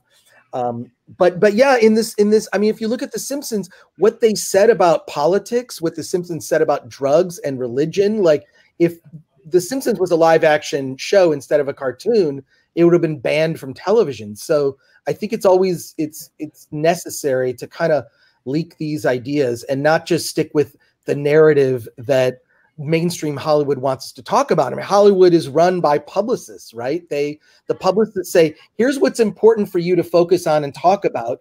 And I reject that. I've always rejected it. And I said, well, that's great. I'm going to mention the Fast and the Furious movie because it's relevant, but I'm also going to work in references to a whole bunch of other stuff that you should see, because when you walk out of the Fast and Furious disappointed as I was, and just thinking, oh my God, my brain hurts, you've got some other options of films that you can see. And now I can go see My Girlfriend's a Zombie Now, or My Girlfriend's a Zombie Now, or there's a movie we wrote about in Film Threat years ago. Oh God, I don't even think I can say this. I'm going to put it in the private chat, but it's a movie that we covered in Film Threat years ago, and it's a hilarious romantic comedy, but the title might get me in trouble. So oh yeah. Yes, basically, even the nasty Austrian guy who took control over Germany for that strife back in the 40s had a girlfriend. But it was a romantic comedy with that title, and so I don't know. I just have it's just tiring for me to just sort of rant from constantly saying stop, just talking about what they want you to talk about. Even Disney, right? Disney, Star Wars, Pixar, Marvel. I mean, that is a constant conversation that if 50% of the time was spent talking about other films, that would be a good thing, because the energy would be spent elevating these small indie movies. And I'm not saying they're all good. They're just there's a lot of crappy indie films, but there's a small percentage that are incredibly worthwhile. And these are the kinds of filmmakers also that Marvel has mined. If you look at most of the filmmakers who end up going to make Marvel movies, they're all from the world of indie film, because the filmmakers at Marvel, and you've talked about it on FNT, like they don't make the movie, they direct the actors. So they actually it's actually very smart, right? But I do feel like there's a bit of show with regard to, you're not hiring directors anymore, you're casting directors because it's good for the marketing of the movie. Well, not only that, you're casting a young and up and comer, so to speak, or someone that's fresh into this area of the business, and you kind of have them under your foot to a degree. You can make or break them. You control them. Although I knew James Gunn, I've known James Gunn since the late '90s, right? Like we just crossed paths on the film from the Trauma days. The Trauma days and film festival circuit. I mean, he famously did Romeo and Juliet. He ghost wrote Lloyd Kaufman's first book, which is a brilliant book. The second book's not so great. Wasn't ghostwritten by James Gunn, but I knew Gunn back in the day just from film festivals. His then wife Jenna Fisher, I helped them get a film that she had directed, which was a mockumentary, into a bunch of film festivals. And I mean, James, at least I haven't spoken to him recently. We follow each other on social media, but he's a busy guy. But even when he was finishing up Guardians of the Galaxy, I had a Christmas party at my place, and he came over. It was big place that I had at the time. And he said, this is before Guardians came out. And he just said, look, I have no idea. They're just letting me do whatever I want. It's the weirdest thing ever. So he was kind of taken aback by the whole process. They just let him do whatever. And even before he had decided to accept the job, I was talking to him. He was also a recurring guest on Attack of the Show. He'd come in and talk about stuff. I'd talk to him in the green room, and he was like, I don't know. He was really reticent about taking the Guardians job because he thought, if I do this, I have no life for 3 years. That's it. All my life is just going to be consumed by this. But I think it was a risk worth taking. And, the fact that he's able to push through aspects of his personality into Hollywood work is admirable. And that's really difficult for these indie filmmakers to do. So, I don't know. I'm curious to see what Chloe Zhao does with, because I've seen her earlier work before Nomadland, which is pretty amazing. But I don't know, on its face, that Eternals trailer just looks terrible.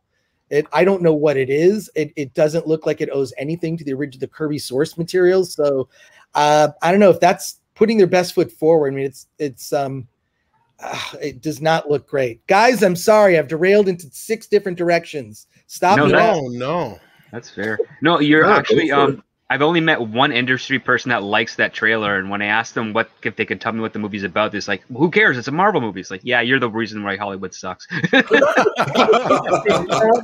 hope you said that to his face.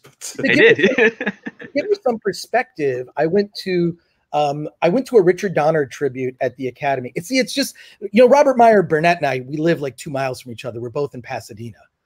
But I only ever see Rob when we go to the movies, right? I would always see him at the ArcLight. But we all went to this event, which was a Richard Donner tribute, and it was really amazing. The people that got up and spoke and talked about his work. But Kevin Feige was there, and he talked about that when they make a Marvel movie, they're actually not they're not making a superhero movie.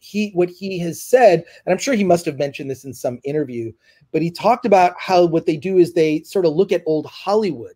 If you look at old Hollywood movies, they were all genres mixed. They had aspects of adventure, they had comedy, they had romance, they had drama. And so when you look at the elements that sort of comprise at least the better of the Marvel films, they're an amalgam of all the things that kind of you like in a movie, right? And I feel like we've kind of lost that, So he's gone in with a good philosophy, but I do think that this next phase of Marvel movies is going to be, they're going to see their first duds, I believe. Their second duds. Yeah, and third and their fourth. I think they'll be almost. I think that with the exception of Spider-Man and the possible exception of Doctor Strange and Guardians of the Galaxy, they'll see nothing but duds.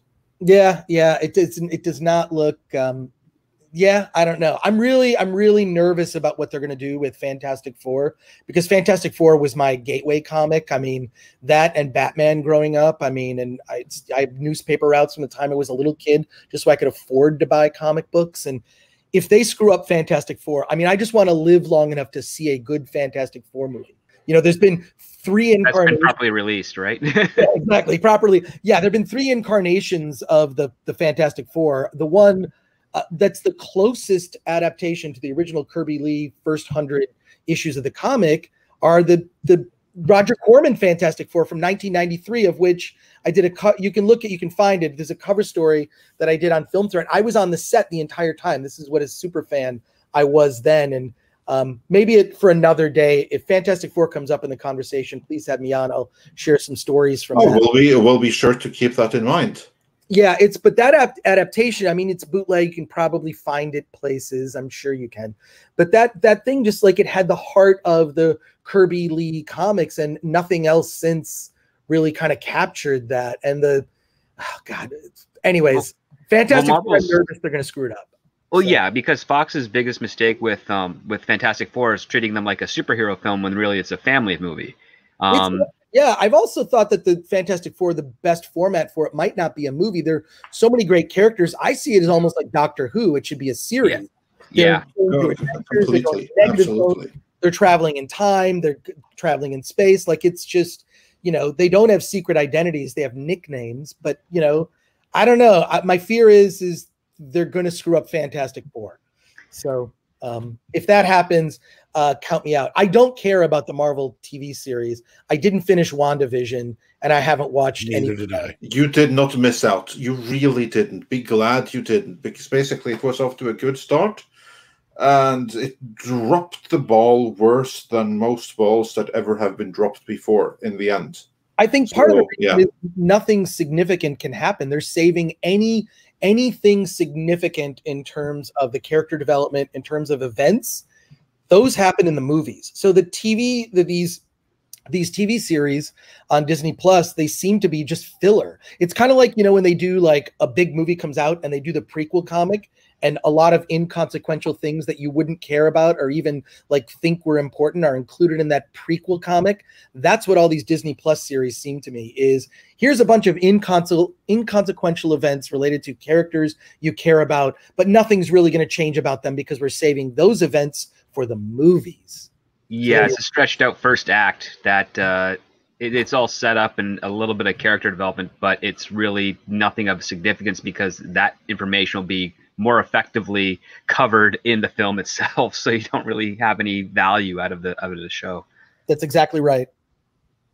No, and that's why last night, like, I liked the idea, and I don't know if we'll work anything or what exactly we'll do with it, but, like, you know, you and I were just discussing, or if it was the night before, I can't remember which night before, where I said, you know, it'd be really cool even if you just, you know, send us like 5 or 10 recommendations of the week, and we can throw it up on Friday's show or whatever of independent films. Because, like I said, I think that's the biggest issue is just people finding them. But no, first of all, I agree with you. I mean, like, we get so many, because we actually have a way for filmmakers. If you go to if you're a filmmaker listening to this right now, or you've discovered this live stream on video later, send us your movie, short film, a movie that you made that's on YouTube, doesn't matter. We have a submission system where you submit the film for review. And if it's a feature film, you know, the Rotten Tomatoes is a big part of marketing for indie movies. It helps a lot. So in any case, you can just send us your film, anything, doesn't matter what it is, for review. But there's a lot to sift through. And I will say that we get a lot of bad stuff, but there's stuff that's really good that you know, rises to the surface. There's a movie called Psycho Gorman. It's actually on Shudder. It was an indie movie. It's a really cool movie. I liked that one. Oh, I'm so glad you saw it. Like, that thing is just so bizarre. So, like, I can't believe they got away with it. And there's another movie, Donnie's Bar Mitzvah, which is a raunchy comedy that is so politically incorrect. I mean, comedy has really suffered in, you know, the age of woke more than anything. I mean, comedy is problematic. You can't make these films anymore. But Donnie's Bar Mitzvah, which is a movie that, you know, came out a couple months ago, my jaw hit the floor at some of the things that happen. I can't even like articulate what happens in that movie. But it's about a bar mitzvah. It's kind of like set in the 90s, and the stuff that happens in it is just over the top, raunchy. Like, oh my God, these are it's kind of comedies I grew up watching, right? Like, So that would be another thing. But yeah, I mean, I guess I could like sneak you like, here's some movies you should explore or watch the trailers for or something. There's just a lot of sure, we could do something with that. Yeah, absolutely. Yeah, like yeah. Was there any more super chats, Andre, you wanted to touch on? Yeah, before there were. Let's get into this Seth Rogen news here. Because, there's a little bit more to this, but yeah. Yeah, Jorge Burgos says, we got that one already. Marigo Ann wonders, Rogen's the one who wokeified the boys, right? Yeah. I think so, yeah. And he certainly was the one who messed up The Preacher. So him and Garth Ennis are a really bad combination. And David March says for $5 here is a chat for AMC hitting $54 a share, up 65% since this morning. Movies are back. Yeah, not bad at all. And Horny Alf, that brings up images, says for $4.99, TMNT reboot. What is with all the reboots? Hollywood has lost all originality. But again, here I would like to point out, Hollywood is actually doing what the audience wants, because the reboots are kind of what the audience is flocking towards, whereas originality, when Hollywood put out something original, the audience tends to ignore it more often than not, leaving it for the indies to do that. But we'll get into that. We're going to run through a few more super chats here. Joel Rice says for €5, hail everyone. I enjoyed the first season on Invincible, but after seeing Rogen as an executive producer, I'm 100% sure it's going to go downhill. And finally, HBB Tom. I don't know what that means. Happy birthday. Oh, right, of course. I should have guessed that. And Polaris Sucks says for $2 Canadian. Could mean Harry Big Dick. I don't know. Birthday, Tom. We'll go with the first one. Yeah. And Stephen Otten says, I'm a subscriber to Tyler Mowry's channel. You should give it a look. He has some interesting ideas. So yeah, everyone go check out Tyler Mowry. And Emperor Billy Ritchie says, hey Chris, missed your reviews on G4 TV. Oh, thanks. Love that. Appreciate it. And House Atreides says, hail Midnight's Edge. Do you think with the age of CGI, directors have become lazy and rely on CGI too much? Or has movies gotten too expensive to make without CGI? That's actually a pretty good question. Chris and Script, what are your thoughts on that? I would say that's a 100% accurate. It's overused. I think that there are certain directors that are very good at using CGI in a limited way. I would count Christopher Nolan among them and Steven Spielberg. They look for, I believe they use practical effects more with a mix of CGI, mostly to sort of cover wires and whatnot. And famously, you should look this up. Christopher Nolan is a big fan of using bigatures. Have you heard of that? Yeah. Yeah. These larger sized miniatures that I've seen some of them. A friend of mine has a shop where he builds those bigatures, and he was showing me them close up. It's incredible how amazing they are. And so, I mean, the Batmobile in, Batman Begins was, and used throughout the Batman films, were bigatures, and they're really effective. And Nolan just prefers that to CGI. And I think it really depends on the director. I think that audiences are savvy, and when you look at something like, oh my God, if you look at Star Wars Episode 1 now, it looks like a PlayStation 2 video game, especially if you look at it in high resolution. So yeah, it does. It's PlayStation 1 level almost. Yeah, I mean, CGI doesn't age, whereas you look at something like Blade Runner 1982, and it's like, wow, some of these effects are really effective until now. Not so true with a film like Logan's Run from 1976. Those miniatures still look cheesy. Bubble cities, but I'm sure you have some perspective as well, Script Doctor. Well, the thing that I've kind of noticed, especially out a little bit more on the indie side of things, is because of the invention of the 3D printer and how cheap they are to get, you can actually get away with a lot more practical effects for the right price. You just have to shop around a lot more.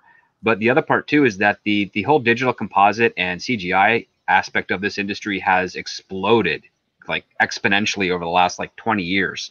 And it's also a big business. So a lot of those companies, they do really interesting and lucrative bids for studio films and even to like your mid-budget films as well, because they want that money to keep themselves relevant, and they keep trying to invent new ways and upgrade new aspects. I mean, the biggest issue with CG, I find, not just with the modeling aspect, but primarily it's the lighting duplication. They can't accurately duplicate real light and the random effects that light has on certain objects. And there's actually a brief documentary. I think it's on. I think you can find it on YouTube, but it was part of a special on Deep Space Nine. And the production team was fiddling between using the Deep Space Nine a CG set for it. And when they had the initial model and they shot it, they saw certain lighting effects that they realized they could not duplicate with CGI, and it made the station look far more tangible, more effective, more real. And they decided just to stick with that instead of going through CGI, in which case later on they decided to use that same program to create the Voyager ship for later seasons. And you can distinctly tell when it's a computer animated ship as opposed to like the model that they used. And it, again, CGI is dated to that time. I mean, someone's going to do it eventually when they figure out a way to market it for cheap, but CGI upgrades of films, like CGI remasters, are probably going to be a thing in 20 years where they go back to old films with old CGI and be like, we're just going to make it look more. They did that with the original Star Trek series. Well, I was just going to say, I mean, that's the thing is, like Robert had pointed out, like, yeah, they did that, but it was such a large undertaking and financially it was just devastating. And now we know what they did with the money. Right. No. Yeah, but I'll say this, taking off of what you said, like, for the indie filmmakers listening to this, or for the people that we got to make our own stuff. I keep hearing that all the time on FNT. We got to make our own stuff. Okay, make your own stuff, because here's what I will tell you.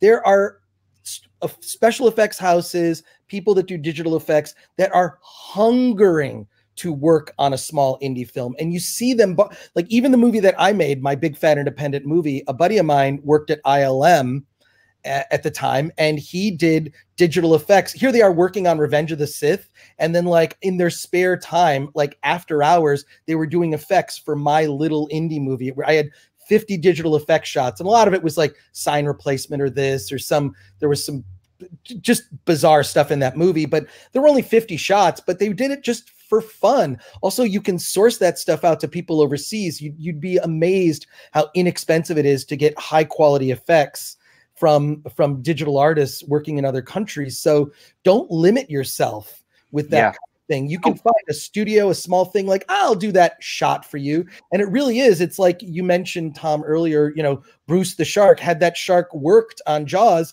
Steven Spielberg might never have had a career. He would have been considered an exploitation director. So less is more, especially with these smaller indie films. You know, all you need is a couple money shots and some good sound that's off screen or something to kind of sell a concept. If you go back and watch the original Star Wars, right? The original, I'm not talking about the special editions. The original, so much of it is your imagination fills in the details. And we forget, I mean, people I think are lazy these days. Audiences have become accustomed to, well, just show it to me. And because of digital effects, you can. That's not always the best idea. I mean, the thing that made the original Star Wars great was the fact that so much happened off screen. You know, we've wiped out the Imperial Senate. Wait a sec.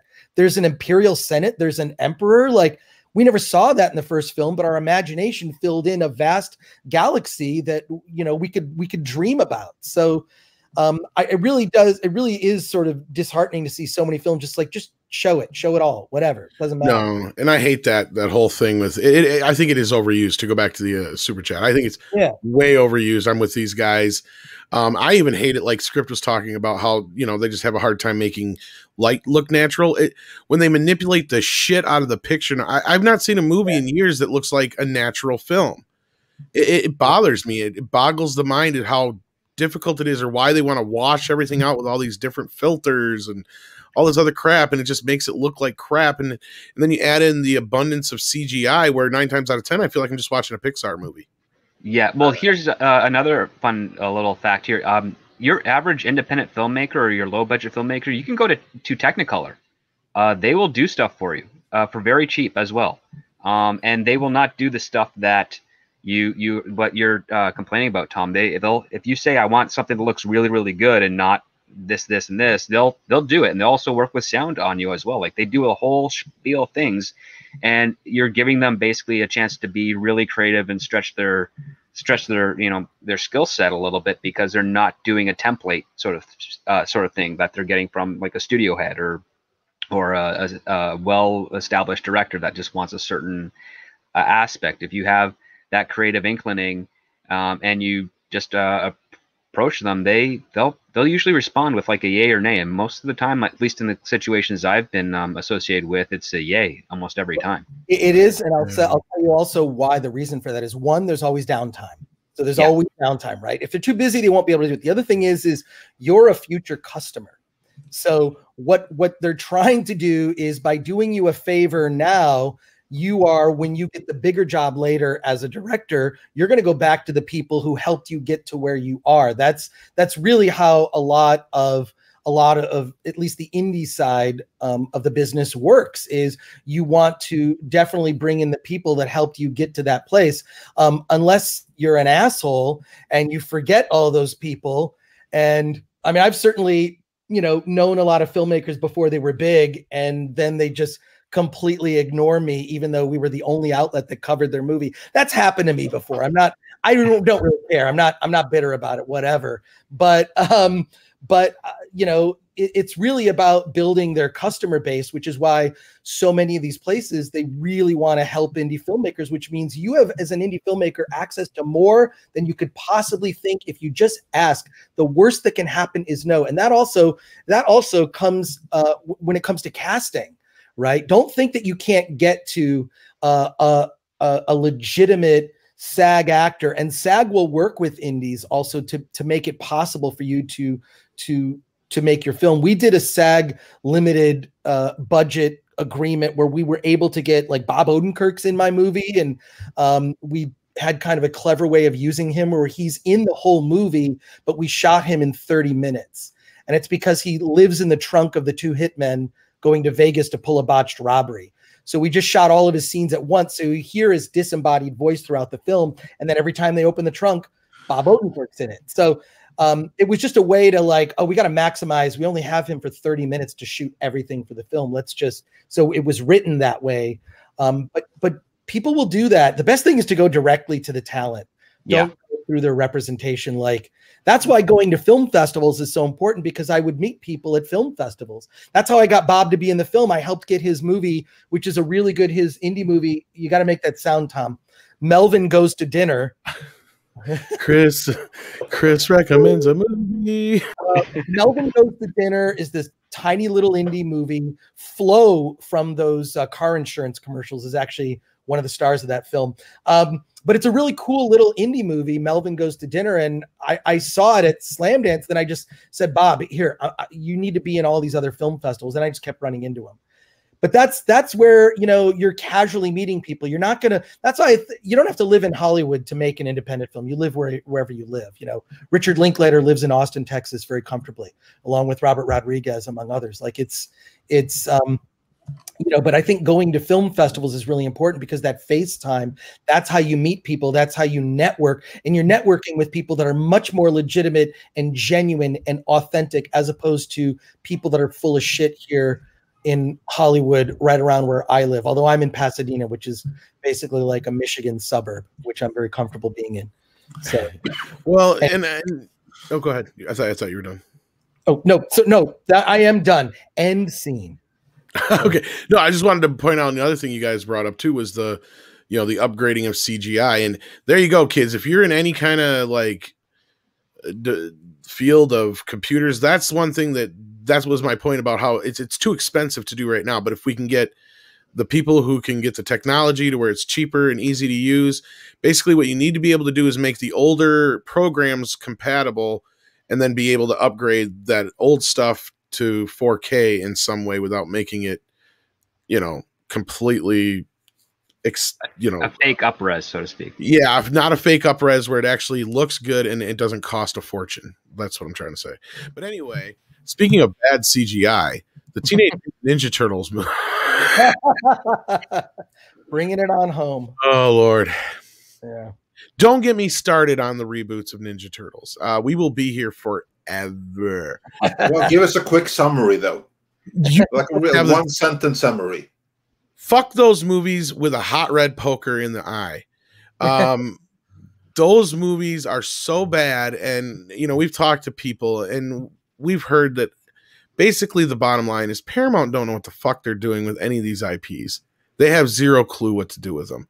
They are sitting on a few of the biggest gold mines in IP history between Star Trek, SpongeBob, and Ninja Turtles, and they don't know what the fuck to do with them. So what do? They give them to Seth fucking Rogen. Oh my God. Instead of giving them to somebody who actually knows a thing or two about the Ninja Turtles, because, okay, Seth Rogen is 2 years younger than me. Mm-hmm. I was always impressed with how early he got started in the industry. He was from Canada or something, and he got started at 16 on that Freaks and Geeks, a series I liked, as a writer. I was always wondering, how the hell do you get to be a staff writer on a TV series aged 16? How the hell does that happen? It doesn't. How does that happen? It really doesn't. I think it has to do with the fact that Seth Rogen was friends with Jay Baruchel, and Jay Baruchel is a Canadian actor who got not really popular, but he got a show that he was on called My Hometown, which I don't think anybody really watched. And somehow their friendship kind of blossomed, and because I think he knew them, when Judd Apatow was looking at isn't there like a dramatic version of their friendship in that World's End movie or there's a little bit of one, yeah. Yes, it is. There's a bit of that there. And Jay Baruchel, I only know him from the RoboCop remake. That's the only place I know him. He was in another World's End. He was in another Judd Apatow show called Undeclared, I think it was, where Seth Rogen actually made it a little bit more. Was also in that. But Seth Rogen was also an actor in Freaks and Geeks. He dated a woman. He dated a girl with that fits the current issues with people identifying themselves, at least at the time. And oddly enough, he also has Joe Flaherty, who's a man I worked with and enjoy, and I also worked with his brother. Yeah, I liked Freaks and Geeks. I was just like so surprised to see on the credits and read that this guy is 16. And he's good on the show. Like, I like him on screen, but how the hell does he get to be a staff writer at that age? I mean, I thought it was impressive that Garth Ennis, a man whose work Seth Rogen would later destroy on many, many occasions, was a professional comic book writer already at 20.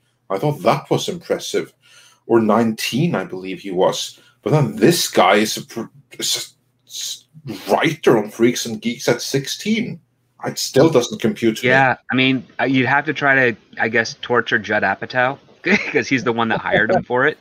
And Judd Apatow is actually, I mean, I hear great stories about him as he's a very interpersonal guy, nice, polite, but he has terrible judgment and quality of character and talent and skill. Like, I don't understand how big he's gotten in the comedy film, even though he's like the worst thing to happen to comedy in a very long time.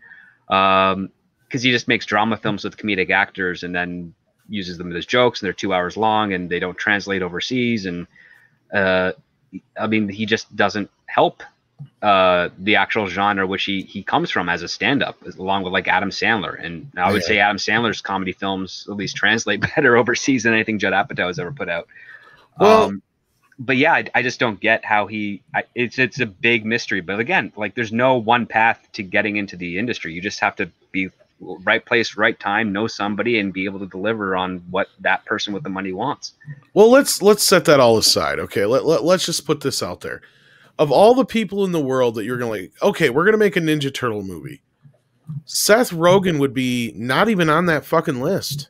like, not even near it. Like, it would be. This clearly shows that they're probably going to go like a comedy route with this, which really makes me cringe.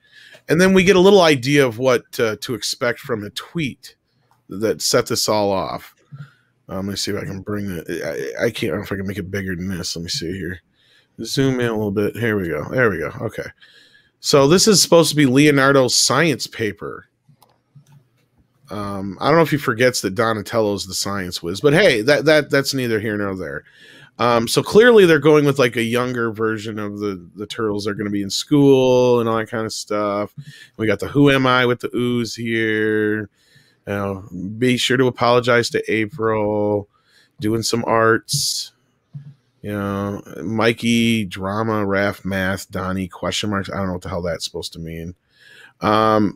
This does not scream like anything I want to see coming out of Ninja Turtles. I don't understand this. Yeah, they'd never have paper that clean in the sewer. No shit. Not only it's just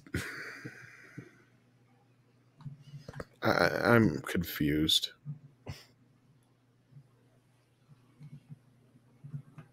Why Seth Rogen of all fucking people? He can probably get money that other people involved in the production can't, sadly. Robert Rodriguez could make a Ninja Turtle movie for like $10 million. Yeah, of course he can, but again, he needs to do Fire and Ice before he does that. No, I'm not arguing for that for a goddamn 15 years. My point is this, though: there's 100 million other people I would have thought of before this. What the fuck are you doing, Paramount? Preparing the next tax shelter? Probably.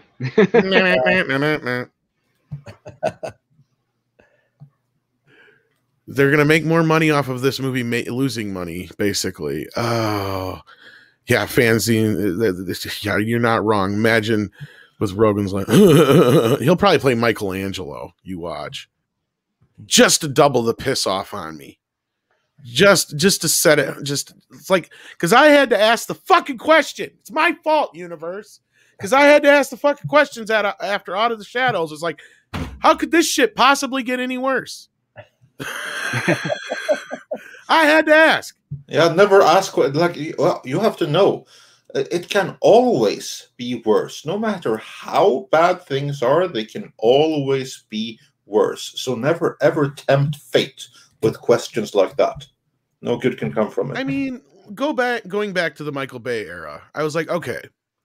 So until I saw the film, I'm like, the worst thing is probably going to be how they look, right? I was preparing for the old the old Sonic the Hedgehog thing before they changed the look of it. Like the movie would have still been the same movie, right? It just Sonic would have looked different. In this case, I thought, okay, the movie's going to be fine. The turtles are going to be just look like shit. I can get over that. Oh no, that was the least of that fucking movie's problems. And even though you like the second one, Andre, I say the second one's even worse. Yeah, no, it's fine. You have an opinion. You have an affection that I don't. So yeah, go for it. And because it just destroys even more characters that we love, in my opinion. But they clearly didn't get it. Seth Rogen clearly doesn't get this. He's too young. You need somebody just a tad older. And I dare I say somebody who actually may have known the original comics, because that's what made the 1990 film work.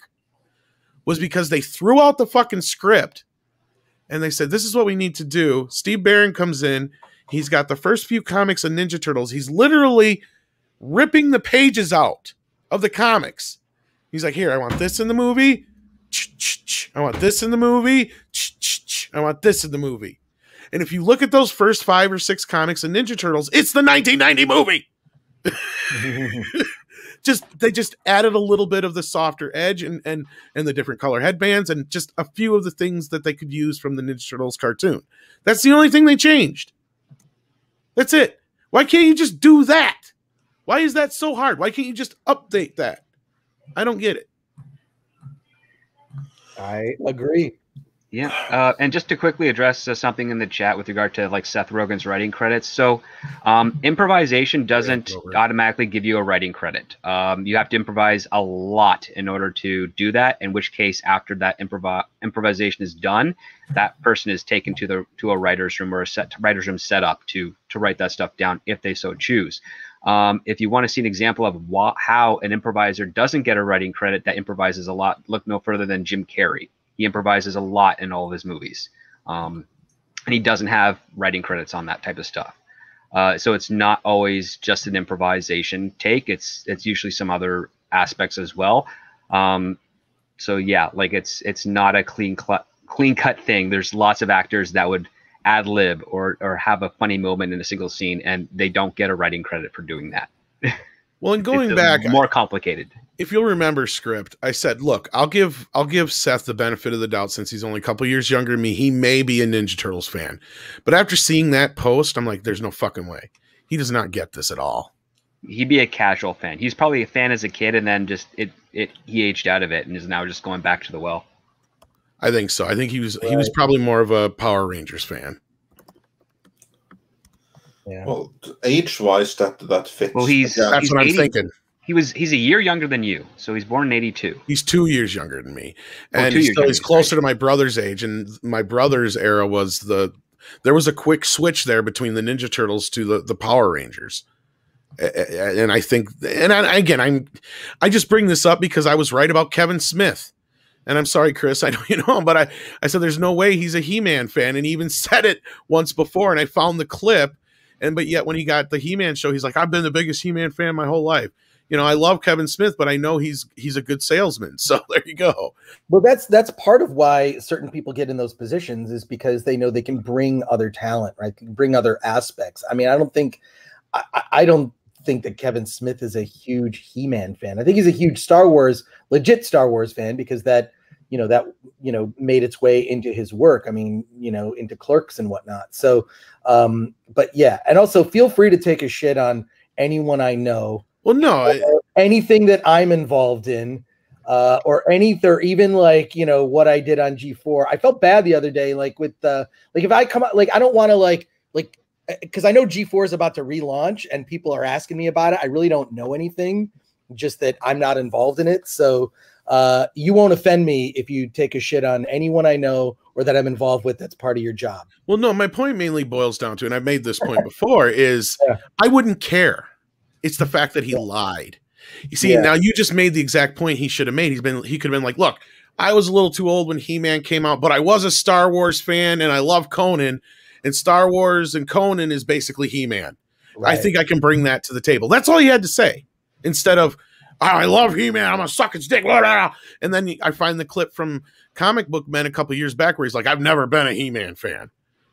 Oh, wow. Yeah, so it's like, dude. Funny. Yeah, I mean, I don't know. Look, I've only peripherally ever been involved in like anything remotely Hollywood, just because I will get hired for a gig, right? Like, I feel like, in a way, look, I'm just like Boba Fett. You hire me for a gig, I'll do it, but I've always got some side project. My side project has been Film Threat since I was, in college. So like, so I just get a glimpse of it, and it's just like, I just assume most people are full of shit that I meet in Hollywood, because that turns out to generally be the case. But again, yeah, when it comes to indie film, I feel that there is more integrity with the creatives and the people that I've met in that space. I'm sure Script Doctor has some insights into that also. Yeah, well, I mean, heck, even there are times where I have to be one of them too, where you just have to be full of crap in order to get through the day. And it's not pleasant, but I mean, it's just the I would say the secondary dialect or language of the industry is like, you speak BS. Well, and just to finish my point, like I said, all he did, that's to me is it. Like, and to prove, we do say it's great if you can get a fan to run these things, but you don't always need a fan. You know what I mean? Like the example we always bring up, Nicholas Meyer. As long as you get somebody who's creative enough and understands what he's working on, or she is working on, or they, them, whoever, then it's a different story. You don't necessarily have to be a fan, but at the same time, they have to be somebody who knows what they're doing. And I'm giving Kevin the benefit of the doubt that he could deliver us a decent He-Man show, but from what I've seen so far, I'm not so sure. No, I don't think so. And that's just my personal opinion. And the other thing about Nicholas Meyer is, what he's really good at? Death scenes for characters. Yeah. Probably one of the greatest on-screen death scenes ever, the death of Spock in Star Trek II, The Wrath of Khan. Absolutely. And then one of the worst death scenes, Han Solo in The Force Awakens.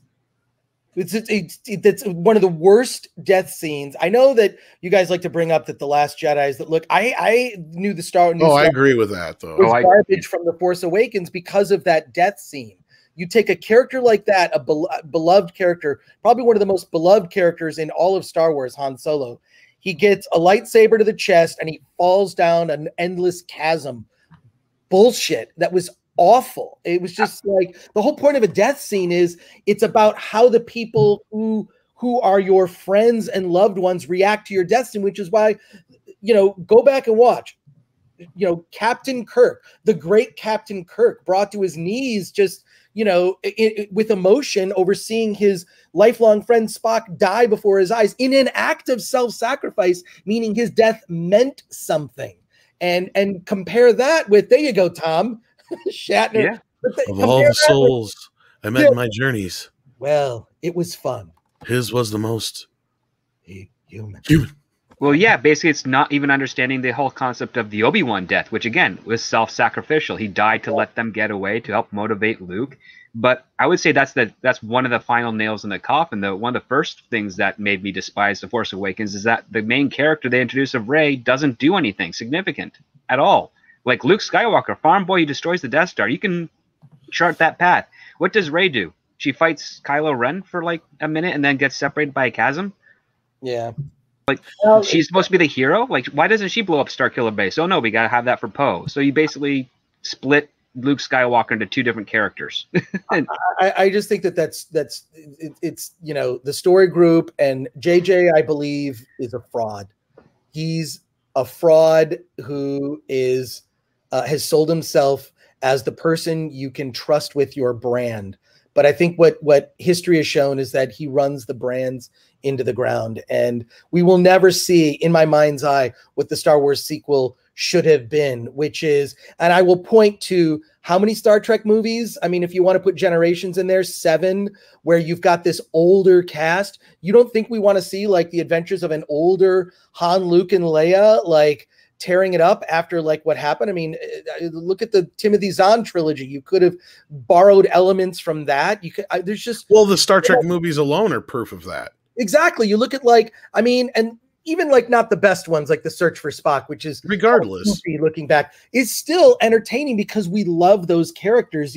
It's Robert Meyer Burnett has spoken more about this than I have in his many insights, but it's that it's just unconscionable what they did with the sequel trilogy in not making the primary focus Han, Luke, and Leia. And because of the death of Carrie Fisher, that moment we'll never be able to see those three characters reunited. And when you look at how the legacy characters, those three characters, their deaths were meaningless. It just shows the lack of respect and the lack of understanding of what fans wanted to see. It sickens me. It's like not just what fans wanted, because I think like too much attention is given to what fans want. Yeah. Instead, it should be, what does the characters and their legacy deserve? That's a better way. What is their natural thing?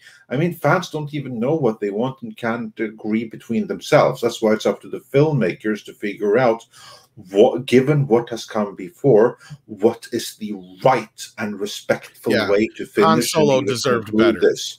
Yeah, and that's exactly right. Given the what happened in the earlier movies, and of course the character's position in popular culture and modern day mythology, for that alone, he deserved better and he deserved more. So they betrayed that. They betrayed their responsibilities as filmmakers first.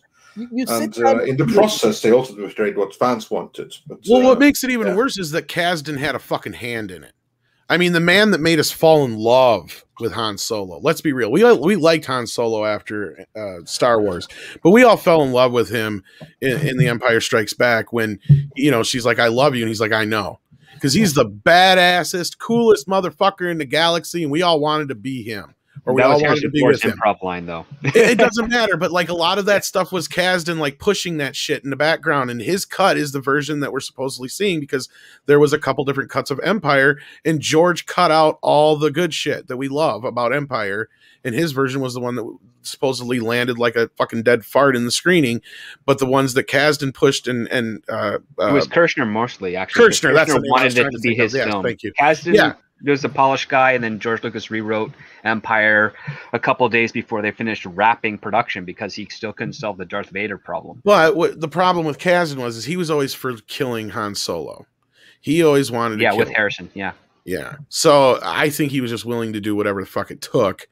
But no, the better death would have been, and they were right all along to have killed him between Empire and Jedi. He should have sacrificed himself. That would have been the more grander death for him in the end. That's what sucks.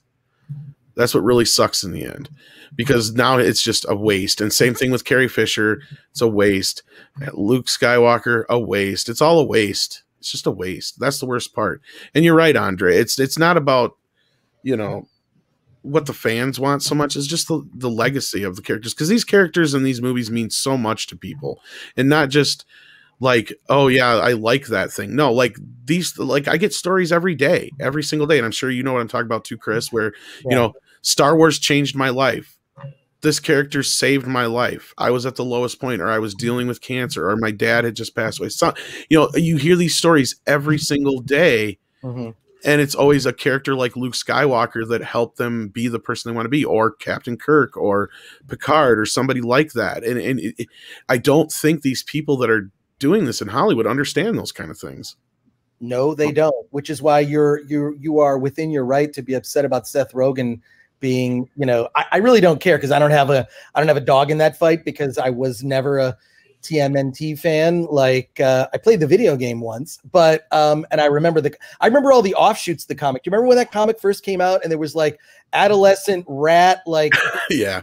Remember there were just like a bunch of other, I mean, they were funny actually, but it's amazing to me that TMNT as a franchise has lasted this long. But like, yeah, Seth Rogen, that's just Hollywood deal making. That's all that is. Oh yeah, of course. Yeah, there was a time when I would have been excited by it. I remember the first time when he was approached for or announced as preacher, I was actually stupid enough that I thought, whoa, this is a good fit. I mean, this guy, he's edgy, he's raunchy, he's not going to shy away from the religious aspects. He's not going to shy away from it being R-rated, because that was the problem with all previous adaptations. Instead, of course, he found completely different ways to screw it up entirely. So, yeah. Yeah. I still haven't seen the end of Preacher. Like, I gave up a season and a half in.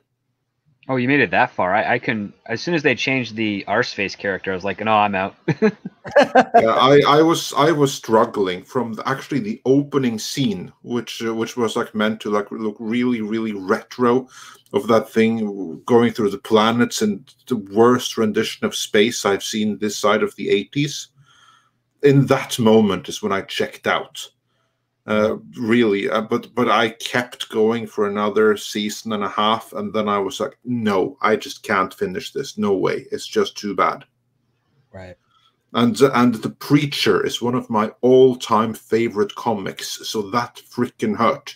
That it's so bad, I'm not even able to finish it.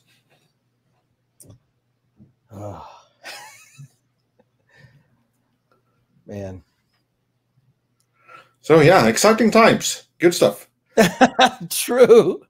Sorry, I had a phone but call there. on the good stuff, we have a couple of more super chats. Well, we still have you, Chris. I know that you're probably running out of time now. I wanted to run through the super chats that I saw was addressed to you here. Oh, thanks. I love chatting with people who comment. I love that. Yeah. Shadow Fenrir 24 says, what Chris said about the original Star Wars with stuff off screen is how I feel when Ridley Scott showed us the origin of the xenomorphs. Some curtains need to be closed. Oh, that's such a great point. I mean, I was excited about Prometheus, except when it just revealed the dumbest possible origin. I love the idea of the space jockey and having that just, shrouded in mystery.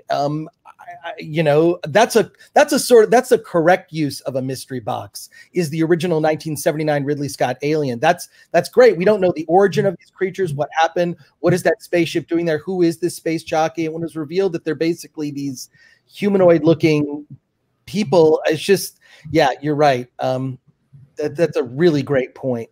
Yeah. And then we have Michael Hickson, who says, dudes, show of the week / review of the week, where to go of the week for Friday Night Lights would be incredible and offer a fun segment. Winning. So, yeah, certainly support for that idea. I'll definitely have to talk to Chris about that.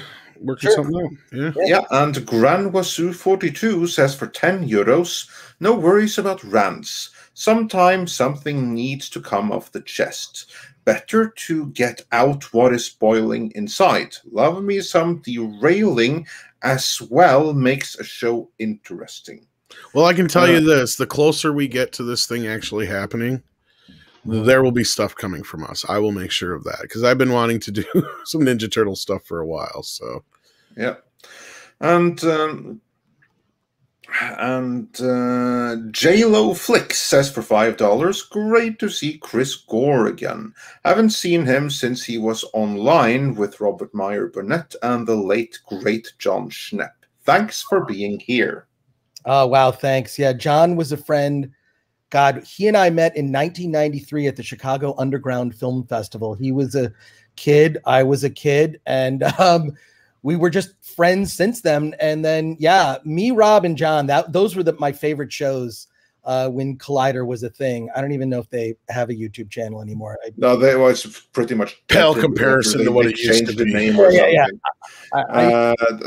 have like less than 1,000 views average on. Yeah. One of my goals, though, is to get you and R&B on a stream together. That would be great. Yeah. Like, that is one of my dreams. So there's so many stories with Rob and I. I mean, we met because I started a magazine called Sci-Fi Universe with a guy named Mark A. Altman. And Rob was sort of like our, he was an editor at large, right? Who would just come in and just pitch stories and whatnot. And that's how we met. And then, of course, he made Free Enterprise, and I'm in the background of one of the scenes in that movie. So there you are. A lot of weird connections, but I'm surprised that, like, Rob, because I'll watch Rob's show and I'm like, he's 2 miles away from me. Sometimes I'll text him during the show and bust his balls, but just go knock on his garage in the middle of the show. Good. It's me, Chris. Let me in. It's so great because I actually pitched him. This is years before he started his thing. I said, I want to get into doing some more YouTube stuff. I just don't have a lot of available time to do it. Would you want to do something for the Film Threat channel? Because like Collider was like, he like left Collider like very unceremoniously. I don't know. I would let Rob speak for himself on that one. But we were in the thick of that stuff. Yeah. I remember all that. I was just like, Rob, just like do something. Do a thing where you just give advice. You could be a floating. I said, just do all the different science fiction floating heads, like Jor-El in the Fortress of Solitude, but it's your head and you're just answering every possible question a nerd could ask, which would be like a dumb. But we kind of, whatever. I'm glad that he's doing what he's doing now, and I do watch him along with all of you. Yeah. And Collider, I just checked. They have 634,000 subscribers, which only goes to show that most people have completely checked out, because most of their videos lie around like 2,000-3,000 views. Then they have the odd one that is like up to 20,000 or something, but most is single-digit thousands. So that's how well the industry professional content worked out for them. I hate to say it, but Collider died with Schnepp, and yes, yeah, and then like the whole rant about 5 years of Star Wars fan from oh god, I just forgot his name. Christian, what's his Christian, name? yeah. Christian Harloff, yeah, with that schmoes. That just kind of killed the whole thing. Yeah, it was done. No, to me, yeah, I remember. I mean, I saw Schnepp in the hospital, Oh man. So I basically, you know, I've known Shep since the 90s. I've known Holly, his girlfriend, you know, since they were together, and saw him in the hospital. Basically, she said, you need to come and say goodbye. So it was really rough. And then he was supposed to be on a Comic-Con panel with a whole bunch of other people, and we made a tribute on the panel to him. And I had like his little placard that you put on the panel. And I gave that to Holly. It was just like, that was a rough weekend, man. That was, so many things happened that weekend. I believe that was 2018. It was just like, that was like, I felt like that was like, because John was an inspiration to me, because he didn't give I can swear on this show, right? Like you can. Yeah, sure. Go for it. He didn't give a fuck. And that was just like, that inspired me to like, I was in this job I hated at the time and ended up leaving under bizarre circumstances. And it was John that inspired me more than anything. And I'm like, fuck it. I'm going to do all the things I always wanted to do. You know, I've dabbled in making films and doing other projects and whatnot. I've had Film Thread as this side gig, and I'm like, I'm going to finally get serious about it. And that's kind of around when I started watching all you guys, like in 2018, like started watching more YouTube, because just having been on television, I think it's more difficult to do things on YouTube. I think it's a different kind of broadcast sensibility. And so I just really began to admire so much of what was being talked about. Oh, thank you, Six. No fucking swearing. But no, I just really started getting into YouTube, and it sort of came from my, like, I grew up loving like Howard Stern, and was fortunate enough actually to be I was on the Sirius XM channel. That's another story. I'm not going to get into. Are you serious? Well, I got to tour the studio and stuff, and I knew those guys. I mean, I know like everyone on that show except for Howard and Robin. You know, but Ralph Cirilla and I did a show called Geek Time, and I was the co-host with him, and they would That's cool. Yeah, back in the day. But what I always love about Howard, which is what I have now discovered on YouTube, is authenticity. And that's what I loved about Howard Stern, was he's an authentic voice, or at least I thought so at the time. I think he's a bit more compromised these days, and he's more careful in his speech. And I don't know, I don't listen to Howard so much anymore. I let my Sirius subscription lapse. But now I watch YouTube more when I discover these voices of people who are very passionate. And I feel like that's the thing, you know, that's the thing that separates that passion and that authenticity.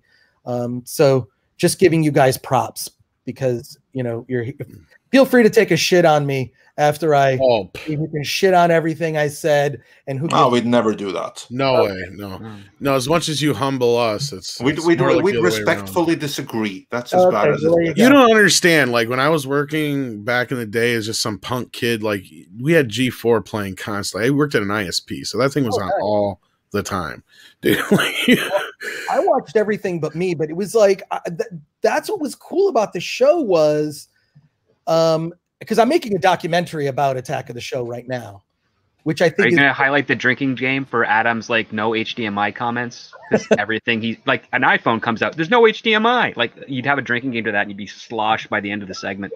There's a lot. Yeah. So I've been working on this doc for quite some time. It's a historical doc, kind of being done like Ken Burns style. Anyways, I don't want to we'll talk about that another time.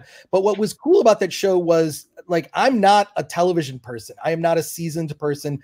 I said stupid stuff on the internet in the 90s. Right. And someone saw the things I was writing and said, you should be on TV. And I'm like, why? I'm like, I'm busy. At the time I was a stay-at-home dad taking care of my kids, and I was writing a couple of books. And which I don't recommend writing 2 books at the same time. Bad idea. But so I really didn't have time. And it was I was sort of annoyed, and went to this sort of one audition where I didn't really care. And then they're like, I got cast. And I'm like, well, this is really inconvenient. You know, I don't want to do this. The more I didn't want to do it, the more they wanted me. But I learned a lot through that process. But what was special about Attack was the people on the network actually knew what they were talking about. Blair Butler actually knew comic books, right? You know, Kevin Pereira, the best person I've ever worked with in television, knew tech, right? And like, so these are people that aren't really polished for television, doing television anyways. And to me, YouTube has replaced what Attack of the Show was. When you see the various personalities on YouTube talking about comic books and movies and tech and whatever, that's G4, I think, sort of the legacy.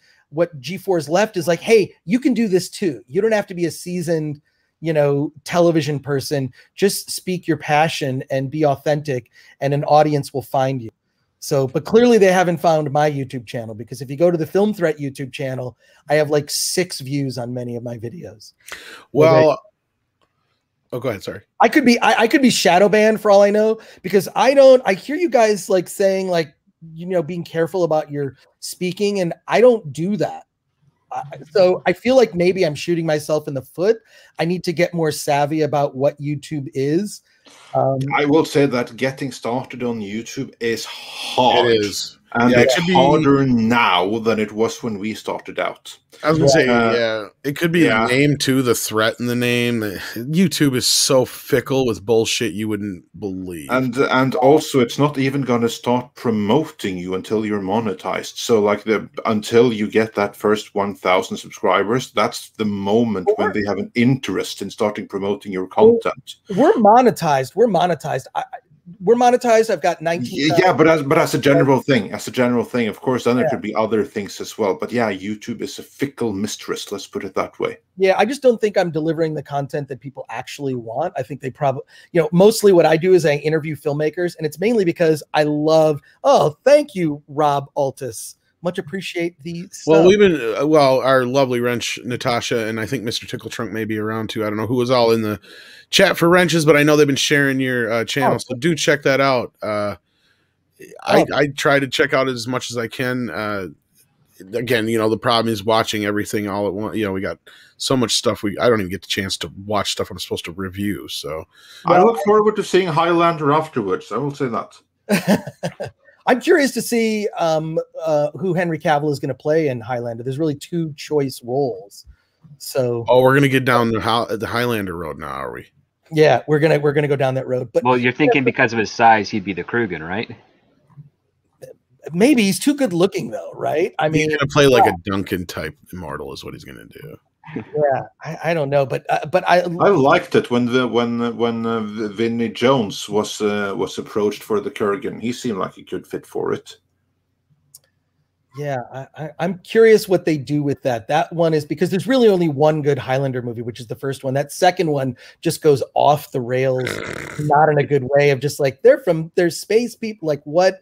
I just remember seeing that and thinking it was like a bad foreign. Citizens on the planet Zeist. Right, which is ridiculous.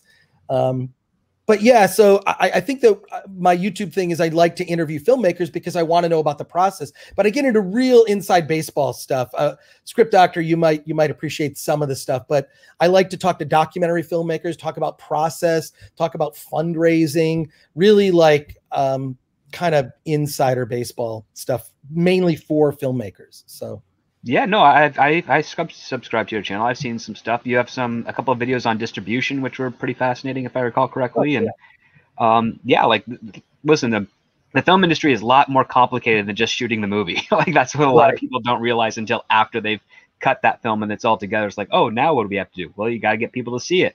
And 20 years ago, the festival circuit was like really more accepting of stuff. At least that's what I remember. Right. One of the things that really irked me is when the Toronto International Film Festival really changed their entry parameters. They used to have, like, if you were a Canadian filmmaker and it was your world premiere, you got an automatic entry to this weekend slot that they had for it. But they immediately dispensed with that because nobody would show up, and they became less of celebrating international film and independent film and more about just selling the tickets for stuff that would be in theaters 6 to 8 weeks after the festival. It's really changed. And even one of my friends who got his start as a buyer at the film markets stopped going there because there would never be anything there that he could buy because it was all stuff that was going to be already had deals long before it even went to some of the festivals. On that, I will say, first of all, thank you, Mags, for subscribing there. I do appreciate that. But I will say, yeah, I've been going to the Toronto Film Festival since the 80s. Like I said, I'm old. So yeah, and I know the owners of the festival. They've been friends of my family for years. I was banned and kicked out of the festival. And then the very next year, I created a completely fictitious movie magazine and then crashed the festival and then wrote an article about it. And then it made the national news in Toronto, which is kind of funny. So I have sort of a storied history of having troubles with some of these things, mainly because I've called out bullshit. There's a documentary that's been in production for years. I'm not directing it. I'm just a producer on it, but it's about the history of Film Threat, and it's called Film Threat Sucks, which is sort of the rise and fall of the print magazine in the 90s and how the industry has changed. I have no idea. We're going to try to submit to Sundance and South by. We'll see. The filmmaker is a guy named Ethan Minsker, who made a brilliant documentary called Man in Camo. I need that sound, Tom. But yeah. Chris recommends a movie. Man in Camo, which is just an amazing documentary about this artist named Ethan Minsker. And so he's directing the Film Threat doc, and it's all this archival footage, VHS footage, a lot from the 90s. It's going to be a weird documentary, although I'm 100% certain that when that doc comes out, I will be canceled. Like, I'm already preparing for it. Like, I don't know, like, just like knowing the content, like the stuff that I did, like, if you think like comedies from certain eras were politically incorrect, the stuff that we used to do in Film Threat in the 80s and 90s is like just definitely the stuff to get me canceled in today's overly sensitive culture. So I don't know if I'll have any run on the festival circuit. I'm hoping for South by Southwest. So, well, I'm sure that you'll be fine. But if you aren't, we can help the next generation. And on that note, the Iron Detectives asks for $20. Thank you so much. Chris Gore and Andre, I have a character called the Iron Detective that I have made into comics and short films. How does one compete with that on the independent level versus the Hollywood game?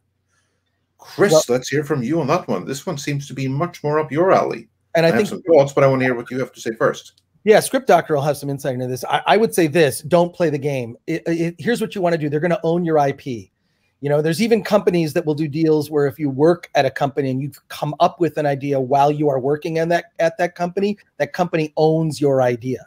So you need to be really careful with your intellectual property. I mean, my advice to you would be to launch that series on an independent level. You know, you can do a Seed and Spark or, you know, a Kickstarter and build that audience that way. I would look for your audience to support you, because that is possible now. That's how YouTubers are able to, you know, do this full time. I mean, I do kind of YouTube as a fun on the side, as an excuse to talk to filmmakers. I really should get serious about YouTube, but that would be my advice. And also you should send it to Film Threat. So if you go to filmthreat.com, just click on submit.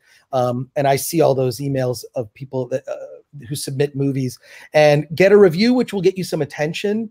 And then try to build the release of some piece of content around some fundraising, and then ultimately see, like, there are ways to bring more attention to it. I don't know who's doing your voice acting, but you might want to look for some celebrity voice actors and pursue talent that way. I would just, like, if you're going to pitch it to Hollywood, the likelihood that they're going to, well, here's what they're going to do. One, they're not going to listen to you. What you're going to have to do is pitch it to a production company that a studio already has a relationship with, and then they're going to take it. And you're going to get sidelined through this process more than likely. So my advice would be to build it on your own, build and define your audience, and look for them to support you. And if you can make a living at doing what you love, I mean, that to me that's the ultimate reward. I hope that helps, Iron Detective, but you can contact me through Film Threat, and I can point you in some other directions. I'm sure, Script Doctor, you have some advice. Yeah, like whatever advice I give to anyone in the independent market is that you're never competing with Hollywood even though you think you are. You're only competing with yourself. You're your own worst enemy at this point. So ideally, you want to don't leap before you can look. Build small and build big, because that's going to help you in the long run. If you do it well, Hollywood will come knocking on your door, and yeah, Chris is right. They will try to screw you out of your IP. It's usually best just to start small, focus on what you can do, Ask questions, get people to see your work. Now with social media being so prevalent, it's a lot easier to do that, to get it out there and actually maintain your claim of ownership, especially if things were to change down the road, which has been known to happen in some cases. But really just focus on what you can do, and let the content speak for itself. And if you want to get better at what you're doing, you have to share it. You have to get out there. You got to get your feedback.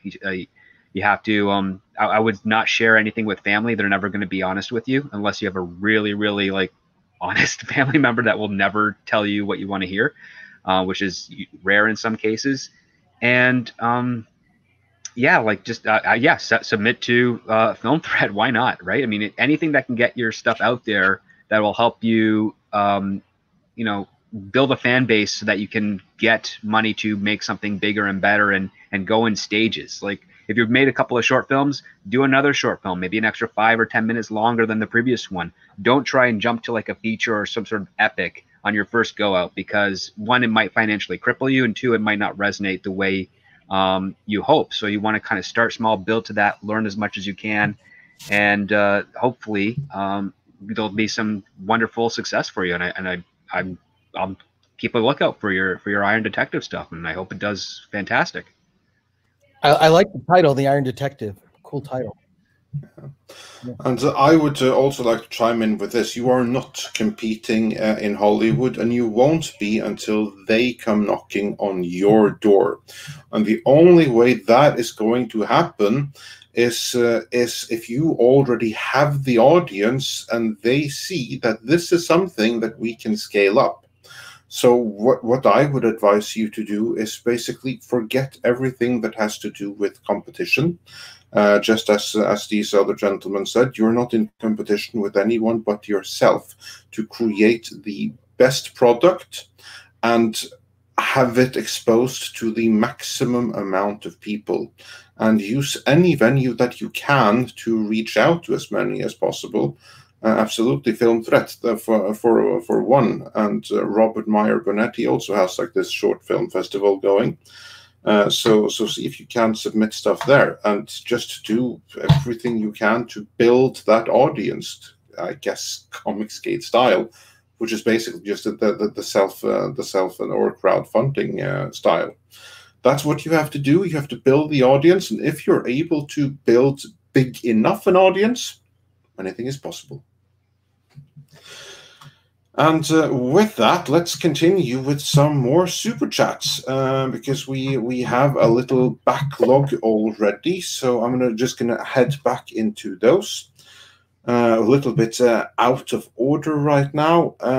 Perilous Plain, my countryman, says, Chris Gore, please do not talk of Big Macs when you have access to In-N-Out Burger animal style. Love from Norway. Take my money.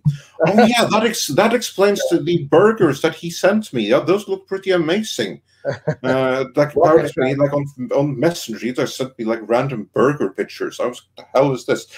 Yeah, that explains it. Yeah, we have some decent burgers in Norway too, but nothing In-N-Out Burger animal style. So yeah, Nice. and then. We have Thomas Wilson says, saw you in Doomed, Chris. Great documentary. Oh, thank you for that. I appreciate it. Yeah. And on that note, Alex Asara also says, Chris from Doomed. Great insight. Shudder has great OG content. Hence why I love horror. Glad Hollywood hates horror. That's awesome. Oddly enough, I do turn up in a bunch of different documentaries. I'm in I don't know. If you talk to me for an hour, I'll say something clever for 30 seconds. But I was in a doc called The People versus George Lucas, which you may have seen. Also, the Fantastic Four documentary, Doomed, which you mentioned. I didn't know that was on Shudder. So yeah, I do kind of turn up like in the odd documentary, usually about something pop culture or film related. And there's a really good one. It's not out yet, but I can't wait to see it. Tom, you'll be really interested in this one. It's the working title. I think it's changed. It's called The Novelization Itself. And it's all about people who wrote movie novelizations. Oh, And yeah. you might remember when I was younger, I would read the movie novelization because in a way that was a way to get the deleted scenes from the movie, because often those movie novelizations were based on the original screenplay, the shooting script, not the final edited movie. So it's and Alan Dean Foster is in this documentary, and I make an appearance. I talk about either you or Robert told me about it because I've already heard about it, but yeah. There's a weird. I even read a part from the Flash Gordon novelization. The one with Sam Jones. They did a novelization of it that has the weirdest stuff, and I read it as a kid, and I remember being really freaked out by it. Like, what is this? Like, it just went off in bizarre tangents. It explains why Dale Arden was at that hotel recovering from this bad relationship. And it's just bizarre. And that Flash Gordon's father named him Flash after his mother died in childbirth. And he worked as a janitor at the college where Flash Gordon eventually went on to play college football as a quarterback. Really like weird stuff that I remember from this movie novelization, which I still have. And I'm looking forward to that doc. They've been working on that for a couple of years. I mean, it really does take a couple of years to make a decent documentary. So sorry, if you're going to have me on, you're going to have to suffer through tangents. No, we're all about tangents. I'm here all the time, so like, yeah. Okay. Anyone can. They're used to tangents, so don't worry about it at all. Even how the super chat say it, so no worries. Okay, good, thanks, I appreciate it. Yeah, and moving on with the super chats. Now I'm going to try to make them in reverse chronological order when we went through the ones that were for Chris specifically. Darius Münchhausen sent us a popcorn super sticker. Thanks for that. Marilyn's id says a decentralized film industry is the future, simply put. Instead of major corporations calling the shots, indies will raise funds based on notoriety. That could absolutely happen. And Golgo13 says the cinematic antichrist, Jar Jar Abrams. And Super Nate says for $20, thank you so much. I'm rooting for the Sony Pictures universe of Marvel characters, well, that's a mouthful, to beat the MCU despite what deal they might have. I guarantee they're just using Disney as a springboard for their own cinematic universe. Yeah, that's kind of what we've been saying the whole time. And David Stout says, hey, Andre and Tom, Andre, make sure you watch the director/30th anniversary of Highlander 1. Amazing cut of the movie, and it tells the story the best. Tom, how many different cuts are there of the Highlander? Of Highlander 1, there's only 2 cuts, but the reason he's saying that is because all the previous prints look like shit. The latest one is the one that's mastered from a 4K master from the. And this would be like the longer cut, because I know that there's like two running times. Basically, since the original video days, I think that the director's cut is, since DVD has been a thing anyway. Like my original VHS I own. So if I have the most recent Blu-ray, I'm good. And all the director's cut is the British cut. That's all it is. Then I'm good. That's the only cut we have. I've got one on DVD where the quality of the film changes like 3 times. Like some of the shots, like the one where Connor's dying, that's like a different quality because it transitions into his eye thing, so it looks more like TV size. Or TV Some of that still carries over into the new version just because of whatever they used at the time for the optical, but yeah. Yeah, but like the rest of the film looks absolutely gorgeous. You can actually see some of the wires that Christopher Lambert is hanging from. Yeah, the new 4K. I can't believe they haven't released a 4K Blu-ray of it yet. Because like for some reason, like every time a new format comes out, Highlander is like one of the first movies that gets released. They did the 4K remaster, but they never released a 4K Blu-ray. Just for some reason, I don't know. But yeah, that version, it looks beautiful compared to what it used to look like. You're right. It's just, they really need to do the second one again. That's what they need to. As much as I hate that movie, they need Shout or somebody to come in and just do an ultimate edition where we get all the cuts, all the deleted scenes, because it looks like shit in the Renegade version anyway, because it's like an up-resed fucking release as it is now, and it still looks like shit. I think it was a transfer from a VHS tape that they. They did rescan some of it, but it was scanned like back in the late 90s, early 2000s, so it's like probably just above 480p, if that.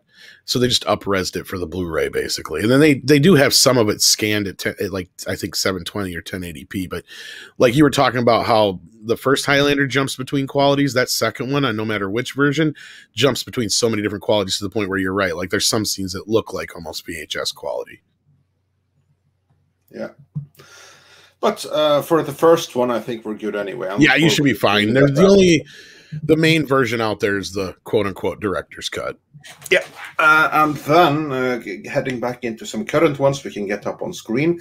Granwasu42 says for 20 euros. Thank you so much. Great show by a great panel.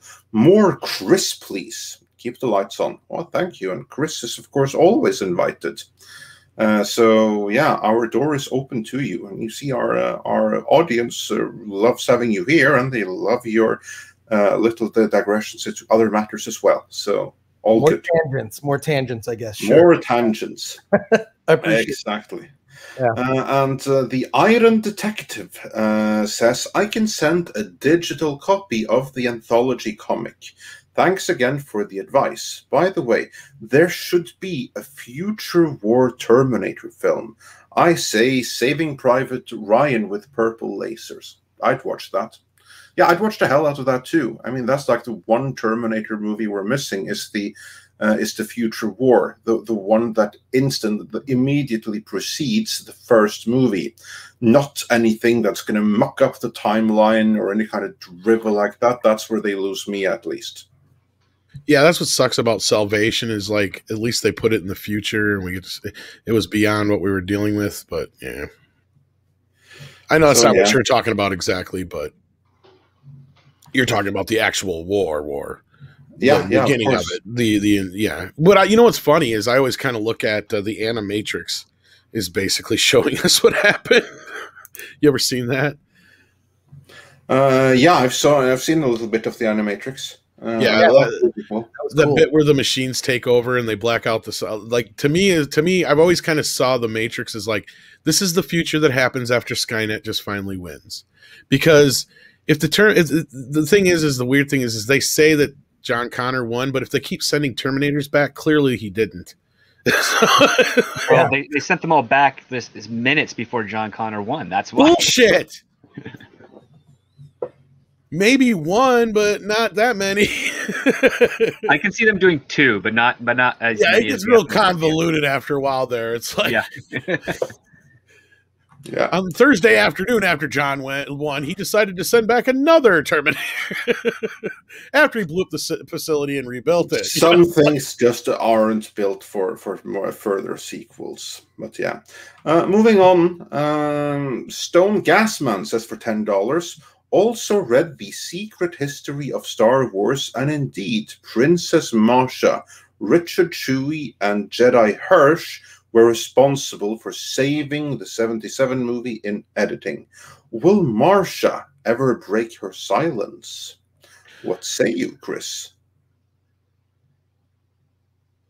Did we lose I would say probably not. She is wealthy, retired in Hawaii, remarried. I don't think that she'll ever do that. I mean, George kind of drove her out of the industry. I mean, you couldn't work with her. I mean, she was the person that, you know, if you were making a movie and, you know, Francis Ford Coppola, Martin Scorsese, like they sought her out to watch their films, to critique them, to make them better. Right. And she, you know, George owes his career much to her work. So I don't think we'll ever see that. Someone told me there is some documentary about her, like a tribute to her, but I don't think it's anything that she's directly involved in. My guess is that part of the separation agreement is she can't talk about George, at least maybe while he's alive. Who knows? Yeah. There is a documentary in, I think, almost 20 parts.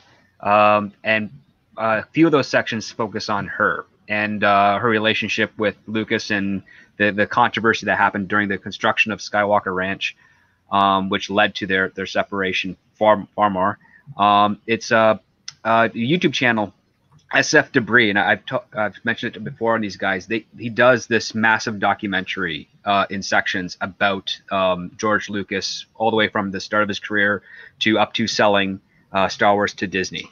And wow. It overlaps with so much information that I've heard as I entered the film industry, especially from some of my teachers that worked with George Lucas during Maniac Mansion and the Young Indiana Jones Chronicles and all that type of stuff. So stories that no actual documentary that you can currently find out there that I knew about or are in this one here that was, I think, released a few years ago on the guy's private website. I think now he's put it on YouTube. So I would suggest checking that out because it's really fascinating and it hits a lot of stuff. And he's got interviews and lots of receipts and, and commentary on it. That's quite fascinating, but it's a very, very long watch. Wow. That's awesome. I would like to know more about that. The only thing I really know is from the Secret History of Star Wars. I thought I knew everything about Star Wars till I read that book, and I thought it was fantastic. Oh, no, this documentary goes into the fact that like Lucas was so stressed out over Empire that his wife fell into the arms of another man, which was the carpenter that made one of the libraries of Skywalker Ranch. And that relationship didn't last as well. But there gets into more details that have been well sourced, I would say. Like whoever this guy is who did the documentary has a lot of good means of connections and research, because I was really blown away. It's like, oh, I thought I only knew that story because this guy was in the room when that part happened, and it's like, so clearly he knew the same guy. Wow, it's somewhat tragic, actually. It is almost kind of weird because like real life Citizen Kane. Yeah. I've said this before. I think the prequels are a lot of George working that shit out. If you really look at it, because Lucas Ranch and all that shit was something he built so he could basically have his wife working from home so she wouldn't have to leave anymore, and she ended up leaving in the end was what would happen. What ended up happening. It's kind of the tragic tale of it all. So yeah. So it's kind of like, you know, how Anakin tried to keep Padme alive and then failed in the end. So I said I think the prequels are him working a lot of that shit out. Yeah, and then we have a comment in the chat here right now. Sander Hammerslag says, Andre, what about the Viacom CBS $20 billion plus debt? I believe they have to pay like $800 million in interest annually. How will this $2 billion affect that? Well, again, here's the thing. They don't actually have to pay $2 billion. $2 billion is the taxable amount. So only a fraction of that is going to be taxable. I think that by the time the lawyers get around to it and they settle back and forth, I would imagine it's going to be in the vicinity of 200 to 300 million, maybe, which of course is still a lot. But that's more manageable if they're able to get a credit line somewhere, or if they have some movies that hit it out of the park, or they're able to get it work with Paramount Plus. But obviously, it's not going to make their already precarious financial situation any better. That's clearly not the case. But also, it's not going to make it as bad as the number 2 billion might imply, because under no circumstance will they be told to pay 2 billion in tax. That's not happening, even with the fine. But yeah, it won't help them. And then moving on with the super chats, David Stout says, Tom, happy birthday. I hope you had a great birthday. Love you, guy, and thanks for being great, and hope to join your stream someday. That's a request from Tom Stout. That's duly noted. And Chris Bailey says, for $10, belated happy 100th show. Well, thank you. I was traveling for 3 weeks to Nevada and Utah National Parks, so I'm slowly catching up. Hope everyone else has the opportunity to travel soon. Yeah, I hope so as well, and I hope that you have a great trip enjoying the national parks. That must be something. Nicholas Horton says, for £10, Viacom did buy Ninja Turtle rights in 2012, because that's also when Nickelodeon CGI show premiered on Nickelodeon/Nicktoons, and happy late birthday, Tom. Thank you. Is that information about when they picked over? That's what it sounds like to me. Yeah, like I was just pulling it out of my head, but I could have remembered it was like 2012-ish when they bought the rights. I was fucking devastated. I'm like, this is like one of the worst things that could ever happen to Ninja Turtles, and I was damn near right. At least that first series, I watched like the first 5 episodes, and I'm like, it's mostly harmless. It's for kids. It's not for me, but it's not like really destroying the legacy or anything. It didn't get bad until the Bay movie. I mean, because of course you got to remember there was some shit in the past. We had like, what was it? When Saban did the Ninja Turtles for a while, and they had Venus de Milo and all that shit in the live action crap when it would cross over with Power Rangers and when they did the concerts and singing. It's not like the Ninja Turtles haven't had some embarrassing moments in the past. You know, I'm not above and beyond that. I mean, even Ninja Turtles 3 is quite embarrassing. Let's be real, but. I mean, there's just those. I just can't understand where we live in this world now, where it's so hard to make a Ninja Turtle movie. It's just, I could write you a trilogy right now. It's easy, but anyway, I'm not going to get into it. Yeah. All right. Cool. And then the historian sent a super chat with the message redacted. But thanks for the $1.99 support in any event. And then let's see. Then we got this one. And then next one is from Merlin's Id, who says $2 to hear Andre say moose and squirrel. I don't know why you wanted to hear that, but anyway, there you got it. It's a Babylon 5 joke as well. Oh, okay. Well, one that was never aired, but it's the series I never saw. Okay. It's all right. And Planar Aspect says for $5, reboots are the current offering because of things like when I told people to go see Alita, they responded with, why? I don't know what that is. Exactly, that my point exactly. See, it's the audience's fault. When the audience chooses to go with sequels and reboots almost exclusively, then obviously they vote with their wallets for much, much more of just that and not so much anything else. It also comes down to market skewing as well. Like marketers, that's the one thing I have the biggest problem with in the industry is that the advertising companies that are hired out by these production companies or studios as like sometimes they're hired as consultants, which is even worse, where you pitch them an idea and they're like, well, we can't sell that, which again, I've said this many, many times on this channel and other channels, which is it's your job to figure out how to sell that. Like I came up with a concept. I got the script. We know the story. We know the demographics. What are you going to do? And there's like nothing. Because they don't get to see that ability where they don't put the effort into to spread the word, so to speak. Again, how can an audience really choose to invest in that with their wallet if they can't learn that it even exists? And that's one of the biggest catch-22s of the industry itself. Is why is it easier to go with reboots? Well, everybody knows it already, so we can do the minimal effort of advertising it. Well, and I think a lot of it comes with the death of the movie star too. Like the movie star used to, especially in independent, Chris, because you know that like that was a big thing. Like if you could just get at least one name attached to a movie, that was a big deal for an independent picture. Like, I mean, we don't have movies anymore that are sold on the actor. And that used to be where we'd get a lot of these quote unquote franchises from, because they would start as a Schwarzenegger movie or a Stallone movie or whatever. Yeah, no, you're absolutely right. I mean, it's dead. There's no movie stars anymore. I mean, I think the last thing where it kind of felt like that was Once Upon a Time in Hollywood, with Leonardo DiCaprio.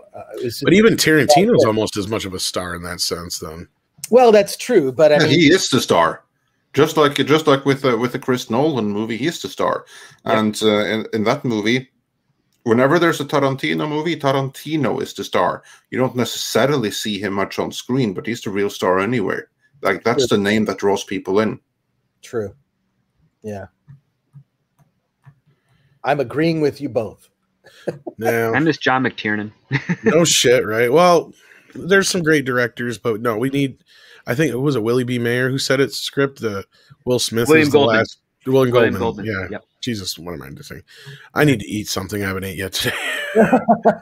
We both. He said Will Smith we're is the almost last real caught up. movie star, and he was right. I really think that's true. I mean, there could be a caveat made for The Rock, but then I'll also say, hey, but The Rock, the problem with him is in all of his films, the ones that are the highest grossing ones are ones where he's an addition or part of an ensemble.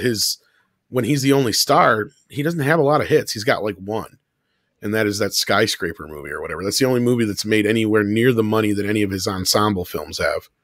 But Will Smith does not have the celebrity clout. Not anymore, no. Like he used to. I mean, I remember being, this is sort of sad to say, but I remember being at San Diego Comic-Con in, I think it might have been 2017, and they had to make an announcement. Like usually Hall H, you wait overnight to get into. They had to make an announcement over the loudspeaker, like, please come to Hall H. Will Smith is there, and they did a presentation for that Netflix series he did that was written by MacLeod. And it was half full. I mean, like people didn't easily get a seat, and no one seemed to care. And I felt sad. So I think the shift I think from that the movie he star, felt much more sad. Yeah, I think the shift from the movie star really hit home with a lot of people, at least in the normie side of the audience, was when Tom Cruise and Steven Spielberg did War of the Worlds, and no one really saw it by comparison. Like it just did not have the draw or impact. And also, that was the movie where Tom Cruise went insane with Scientology when he demanded that everyone to interview him had to do like some Scientology coursework and get audited and stuff like that. And when the world really started looking into Scientology, and that's when you had like Operation Clambake and Anonymous, and like the whole scrutiny came because of that. So Chris or Tom Cruise kind of looked like a fool in it, and he didn't do Scientology any favors either, for that matter. Well, that's been a thing he's been doing since Mission Impossible 2, if I'm not mistaken. At least not to that extreme, but he has had some. That was when he was at the most extreme. Was during War of the Worlds. That was when he told the Scientologists like a few months before at like their New Year's event that he was going to use his platform to sell the message, and he's the most dedicated. And what can you all do? That's when that was. And it was shortly after that like this leaked promo tape that was to be screened at Scientology events. Well, there's still movie stars. Back to that, so that didn't do any wonders. So like those things happened together, kind of exposed him in a pretty bad way. I mean, there's still movie stars, I would say, but like, yeah, Tom Cruise, all these guys that are out there are either from the 80s or 90s. The only real new stars we can talk about are maybe Chris Pratt, Henry Cavill. A few names we can bring out and say, but do they really sell the movie? That's the thing, is no. Because even a Tom Cruise movie isn't a sure thing. We don't even know if Top Gun 2 is going to work. I mean, I'm talking about it in the chat right now. Like, what does Tom have outside of Mission Impossible? Nothing. Like, there's no real sure thing in Tom's, like, Top Gun 2 could flop horrendously. We don't know yet. I hope not. I hope not, but, yeah. Yeah. And Paramount's got taxes to pay. Yeah, but Tom Cruise has been trying to break into science fiction for almost over a decade now, and he just hasn't found I think The Edge of Tomorrow is the closest one, but there's no guarantee of a sequel for that. Well, and I hope he does do a space movie that isn't a franchise, because that's kind of what we need right now. That's the old school way of doing it. You take a high concept and you mix it with an actor and you make it a vehicle for them, and then the audience goes to see it because, oh, I know that guy, I like that concept, I'm in. That's the way it used to be for movies. One of my favorite stories of all time is, we all know the story of Back to the Future now. And even when you see the trailer, you know what the movie's about. But the first test audience had no fucking clue what Back to the Future was about. All they knew is it had the guy from Taxi and the kid from Family Ties in it. That's all they fucking knew. And they went in there and they thought the car blew up and they killed the dog. Like the whole audience freaked out. At that first screening, they had no clue what the hell was going on. They like, wait, this is a time travel movie, and then they figured it out. But like, I miss that. I miss that kind of thing. It's like when I go to see a Marvel movie, I know what I'm expecting. I know when I see a Star Wars movie, I know I'm sick of that. I want to go see a movie where I'm not seeing something. I know what I'm expecting. I love the the idea of, oh, Schwarzenegger's going to be a nun. Oh, I got to see this. You know what I mean? Like undercover as a nun, as a cop. You know, like that's what I'm saying. Like that's the thing we're missing nowadays. Yeah, no, there's something to that. Absolutely. Sorry for that rant and tangent, but yeah. Great. While you were on that, let's move through a couple of more super chats. Because then we have Master Clockwork, who says the 2012 Turtle series was okay, but between the movies and 2018 series, it's apparent Nickelodeon and Paramount have no idea what to do with this property. No, they don't. And Hypergiver 2 says, now I feel it's my duty to remind Tom of the Power Rangers / Ninja Turtles crossover from In Space, no matter how much pain it inflicts both fandoms. No. I have no idea what that is, but that apparently is a thing. And then Marigo Ann says, seeing legacy franchises be disrespected is awful. Yeah, it certainly is, especially if you care. And then let's see. MJ1 Media says, there's a Skynet fan film with original Future John. Okay, cool. I had no idea. If only Hollywood would take lessons, because that's like really the only way Terminator franchise really should go to that, and beyond that there's nothing else. And Mariko Ann also wonders, oh, this is a good one. Script and Chris, I want your thoughts on this. Any thoughts on Silicon Valley buying Hollywood? Other than nightmares? Oh God, yeah. Yeah, I mean, that seems to be slowly happening, right? With Apple TV dipping its toe in, but boy, I don't know if that would be a good thing. No, if anything, right now, you with the way things are going, you have to go back to like Christopher Walken's role of Zorn and realize he was right. You had to get rid of them and A View to a Kill. I mean, I'm not in the way that is thing, but at least sort of remove the power and influence that they have. I mean, like they created the instant app market, which I think really hurt technology and smartphones, in my opinion. The worst issues I have when I'm working with other writers and teams when we're trying to solve like if we're on a mystery story or something, is there's always the massive group wants to have like a hacker just to solve all the problems and kind of use the magic of computer science to solve the issue, as opposed to having like clever battles of wit or exchanges of dialogue and whatnot happens, and that comes as a byproduct of big tech just kind of taking over the conversation in almost anything these days. So for them to actually buy more into Hollywood, it's going to be more of the same. We'll have like just movies will be like applications. You'll see a new one every 3 minutes, and it's the same as the one you just saw a couple of minutes ago, probably. Ugh, excuse me. And then you'll see terrible product placement. For example, you know, when you see a Spider-Man movie, everyone uses Sony computers. Or, God, what was the movie that I saw recently where they used Bing as a search engine?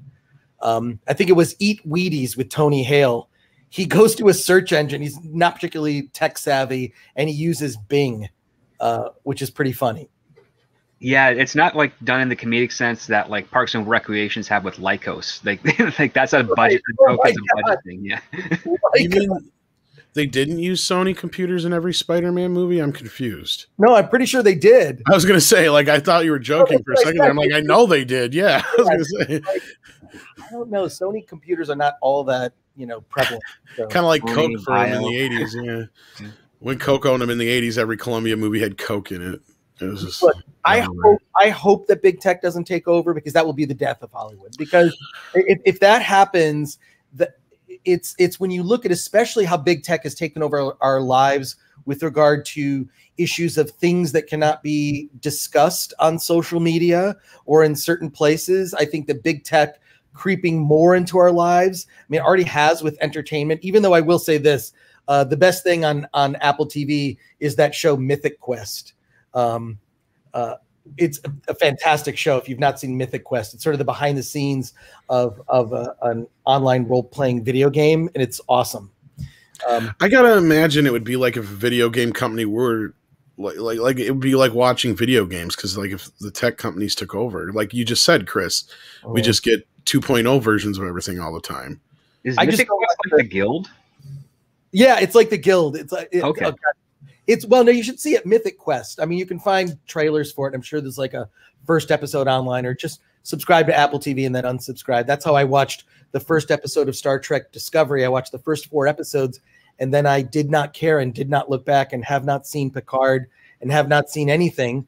Do you? No one should have seen it, because you'll be scarred for life. Yeah, it just like I've seen like a lot of videos of people talking about how terrible it is. Everyone from Gary Beekler at Neurotic, and I hear you talk about Words can't describe how bad it is. It's I still can't get over it. Yeah, like it's like they took this beloved franchise 50 years and ran into the ground. I mean, I used to go to the Star Trek Vegas. What do they call it now? The ongoing mission. Name now for license. They call it Desperate, I think. Yeah, they call it Desperate. But I watched those first 4 episodes. They said this isn't Star Trek. I don't know what this is. They just call it Space Show. In fact, that would be better, because at least you'd have the freedom to not be bound by the canon that came before it.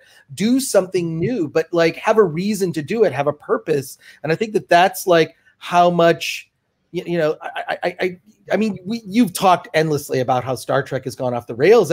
It's sad to see, Well, and that's just it. You're hitting the nail on the head, Chris, is these guys like Kurtzman come in and they want to do something like their own thing, but they're not competent enough on one end, and the other end is confident enough in whatever it is because they know Star Trek will sell. But what they're doing is they're killing it. They're poisoning it, whether it's slowly or quickly. It's sad, but they got to know they're doing it. But this is the constant question we answer all the time: is how do JJ and Kurtzman and all these guys keep getting jobs when they're doing this to franchises? Because Hollywood in the bubble, they don't see it that way. Because we've heard it more than one time now. Because I heard it in another place now, Andre, that I forgot to tell you about, that the whole reason Hamada brought JJ in to the DC business was because, get this, he wanted JJ to do for DC what he did for Star Trek. That's how oblivious they are. That's what I'm saying. That's how oblivious these people are to what these people have done to these franchises.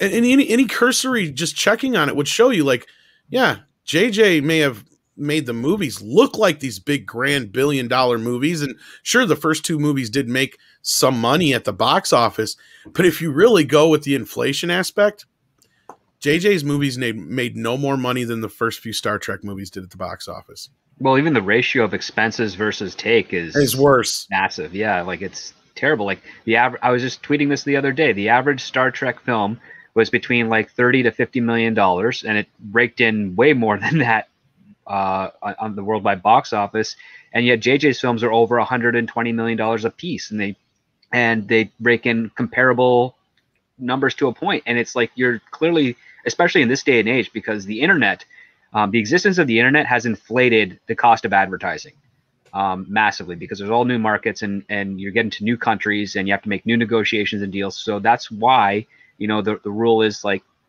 2.5 to 3 times the budget of the film is going to be on advertising. So you have to factor that into its box office take, and you realize that not many movies make as much money as they like to advertise.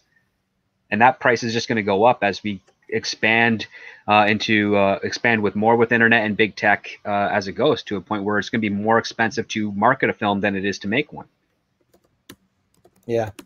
Yeah, and that's the thing is, even I think if you go back, and still I think Star Trek 2 is the most profitable Star Trek film compared to its budget. I would not be surprised by that. Yeah. If my recollection is correct. Yeah. Sorry. Go ahead. Chris. I would just like to see Star Trek do what Star Trek did in the beginning, which was explore ideas. What did you have? Like, how many shots of the Enterprise did they really have through the 3, seasons of the original Star Trek series? How many shots of the Enterprise they have? 20, 30 shots? I mean, there's got to be a low budget version of a science fiction show that can be more consumed with exploring ideas, which is really the heart of science fiction, is how our evolution as a species, like how that impacts our humanity. That is what should be at the center. And what was great about the original Star Trek series and Next Generation, for that matter, is there was a morality that was in place. And what I see in the new Star Trek and in a lot of stuff now, and this is why a lot of stuff is crap these days, is there's an agenda that supersedes that morality. And you see it creeping in so many spaces. And I think we're going to look back on this era of films and go, wow, they screwed up a lot of stuff. They screwed up franchises. They made people not like Star Wars.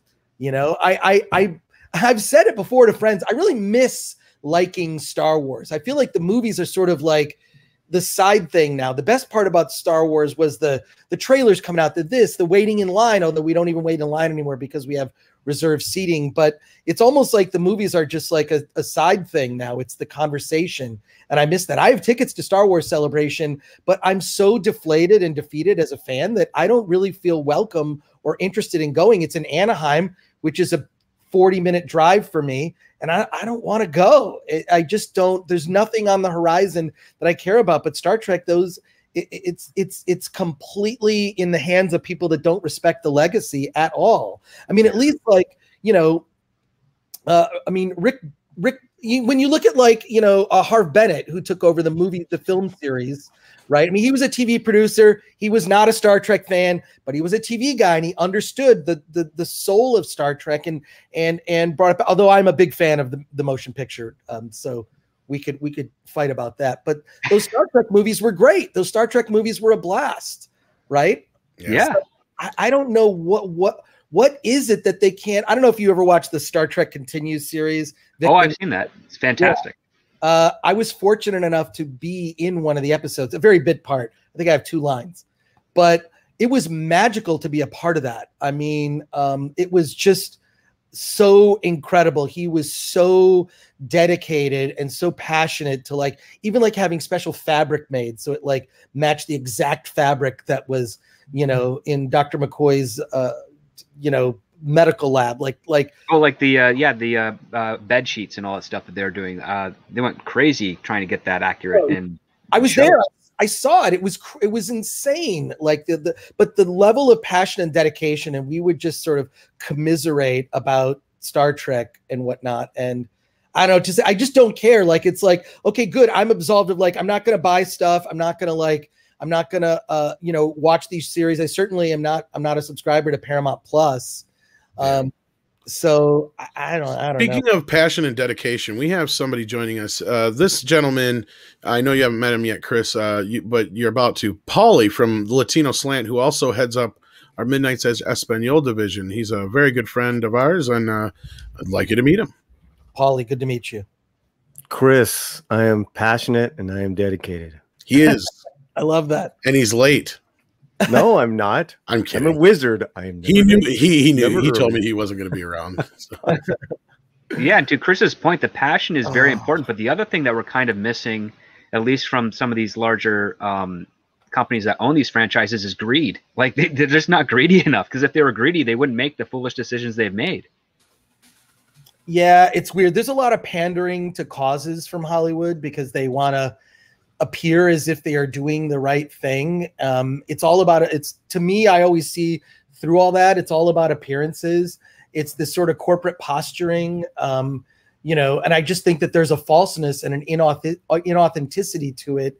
I mean, that it's allow those causes to help promote and save the careers of those that would screw up later, pretty much. I guess, but it just seems like pandering. So I don't know. I was listening earlier, Chris, man, and love what you were saying about independent film and all the recommendations, and we just got to keep, that's what I really try to do with Midnight's Edge Espanol and the Latino Slant is we're just gonna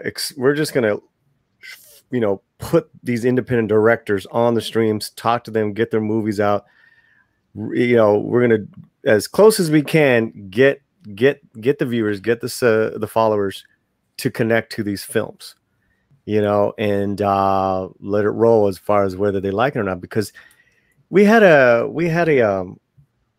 director who went through the Robert Rodriguez Rebel with the Plan, Rebel with the Cause, what do you call it? Reality show, where his first film, Chris, they gave him $7,000. It was in the guise of Robert Rodriguez. You know, it was really cool. Yeah, yeah, yeah. So it's a decent little film, but he made a second film, which is now a feature, and he just got that first film distributed in Latin America on Blu-ray.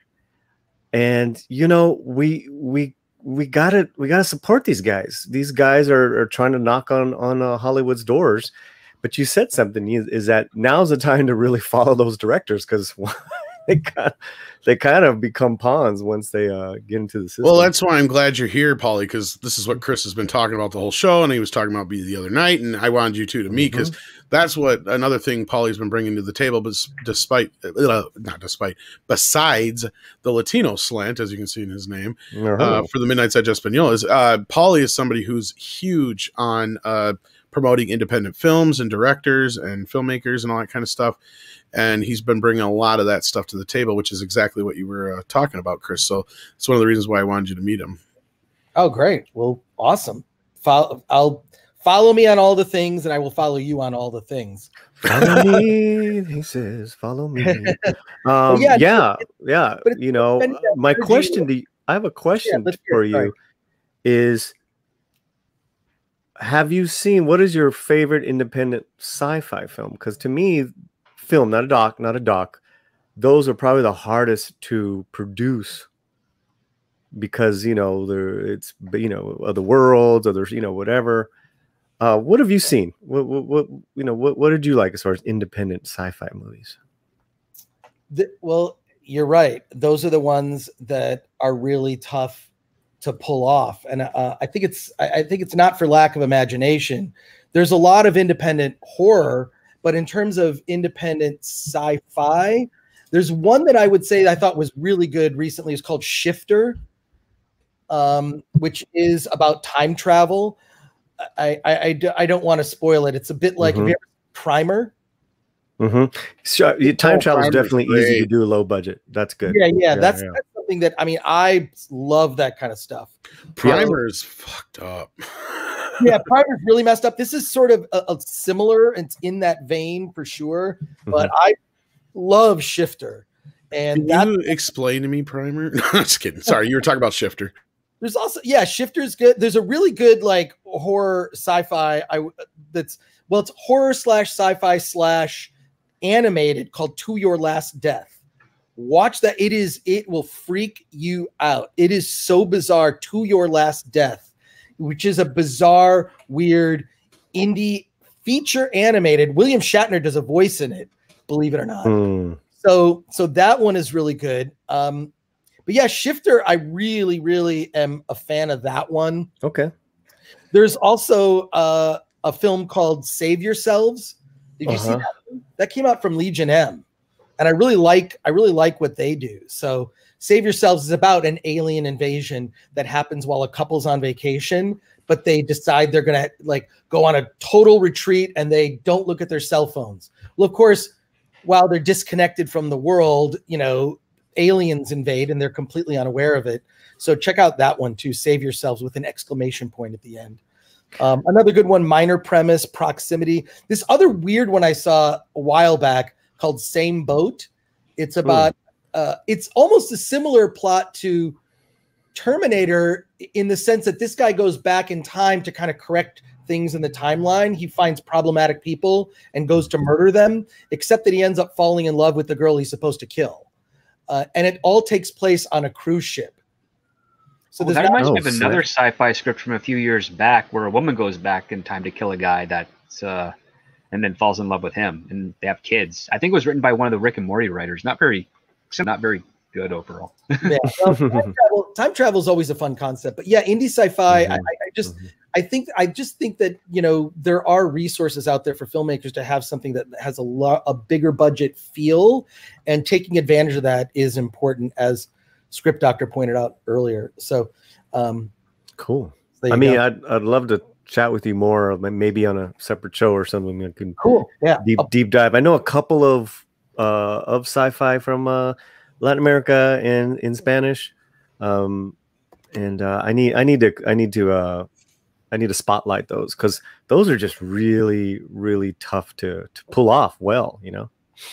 Absolutely, but you know, I just think it's a matter of the community on YouTube that talks about these films shifting the conversation to like, this is your alternative. And this you can more directly support independent filmmakers by renting. I rent a lot of movies on like on Vudu. Vudu's kind of my preferred platform. I just like the way it functions, but they all connect to your, you know, account. I like Vudu the best too. Yeah. Yeah, I do too. But I also still get like DVDs, and I also subscribe to smaller streaming services like Full Moon Entertainment. I don't know if you ever, if you're a Full Moon Entertainment person, you know, they did the Puppet Master series. Yeah, very much so. I can't wait till we have Dave Parker come on one of these days. I've got a Dusty Richard Band interview I got to get up yet. I've known Charlie Band for years. I actually co-hosted a bunch of DVD commentaries for his company. That's how we met, and then we've crossed paths. And he made a movie. I don't even know if I can say the name of the movie on this. I'll type it in the private chat. Can I say that? Those words? You can say the beer bug zombies. I think we're okay to say it, but let's not risk it, because again, that was like channel removal offense to say that name out loud. So beer bug zombies, you can say that. Yes, Beer Bug Zombies is this zombie movie that is sort of like What's Up Tiger Lily by Woody Allen, and it's about a girl who, in the midst of chaos, it's a zombie invasion. Anyways, it was made when lockdown stuff like kind of first happened, and it's incredible. And the Full Moon Entertainment, I subscribe to it. It's like $5 a month. But if you subscribe for a year, they send you like a 12-disc Blu-ray box set of all the Puppet Master movies. I think they're still doing that deal. I'm not here to shill like for them or anything. Like I just. No, I asked you. I actually brought that up before too, actually. Yeah, I mean, there are like small streaming. Troma has a streaming service. You wouldn't believe. There's even a stream. There's like, we think of these streaming services as like Netflix, Disney Plus, all these big ones. There are so many small streaming services that have better selection of films that aren't censoring or giving trigger warnings to their movies. Like Criterion has a channel.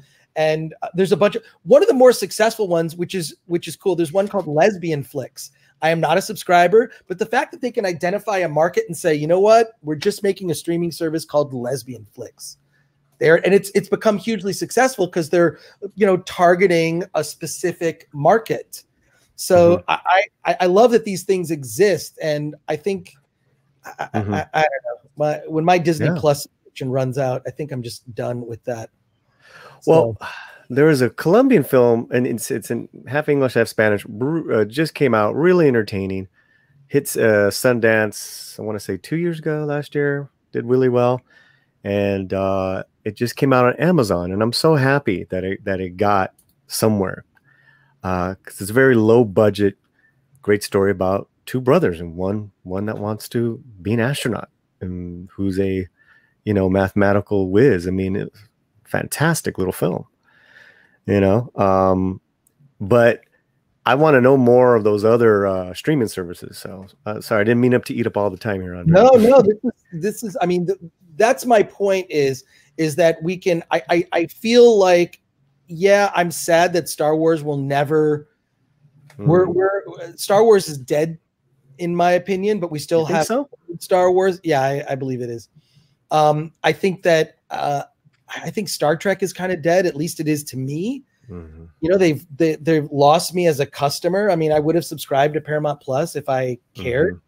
I don't know why they just don't do. They're just recast into a new Star Trek series with the adventures of Kirk, Spock, and McCoy. That would seem to me to be a logical pathway to go. I don't know why to me, it's like the most simple decisions. This is why this community exists, complaining about this stuff, because the most obvious, simple, correct decision is not the one that's being made, right? And it's frustrating. It's frustrating as hell to see the same mistakes constantly made. So that's why I think you've got to like look for other forms of entertainment. And I think the indie film world has a lot of viable options. Well, I like what you had said earlier, guys, that it exists. These guys are there. The films are there.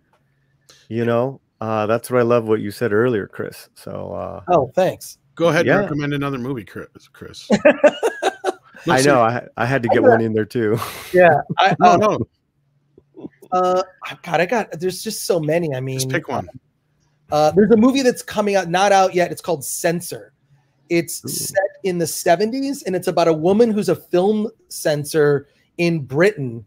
And she is her specific job is to tell you what scenes of the movie have to be cut out so it's rated. It's a very different rating system in England, as you're well aware. So it's a period piece about a woman who's a censor. She's kind of driven crazy by all the just bizarre, gross gore that she experiences. It's got a really great poster too of a woman holding an axe. Just look up Censor movie and check it out. On the Film Threat Instagram, I try to highlight like a bunch of movie posters because I love really cool movie posters. So yeah, Censor. You gotta, all right. Yeah. Check out Censor. Chris recommends. That's no. Hey, Chris, I need to watch the Film Courage because I watched Kenneth Castillo's Film Courage interview. Film Courage is a great page. Yeah, no, I love it. It's a lot of inside baseball stuff. A lot of like, when I was a film student, if I had Film Courage, I did drop out of film school actually, but I would have dropped out sooner. But it's really so many great resources. Another guy on the Film Courage thing is Shane Stanley. He has a lot of good stories on there. But yeah, Film Courage is definitely, if you're thinking about film school, highly recommend that channel for inside baseball stuff on filmmaking. And that was dead serious, guys. Speaking of inside baseball, catcher Will Smith is more popular right now than actor Will Smith. That's weird. Yeah. He's anyways, I don't want to talk baseball here. Sorry. Yeah.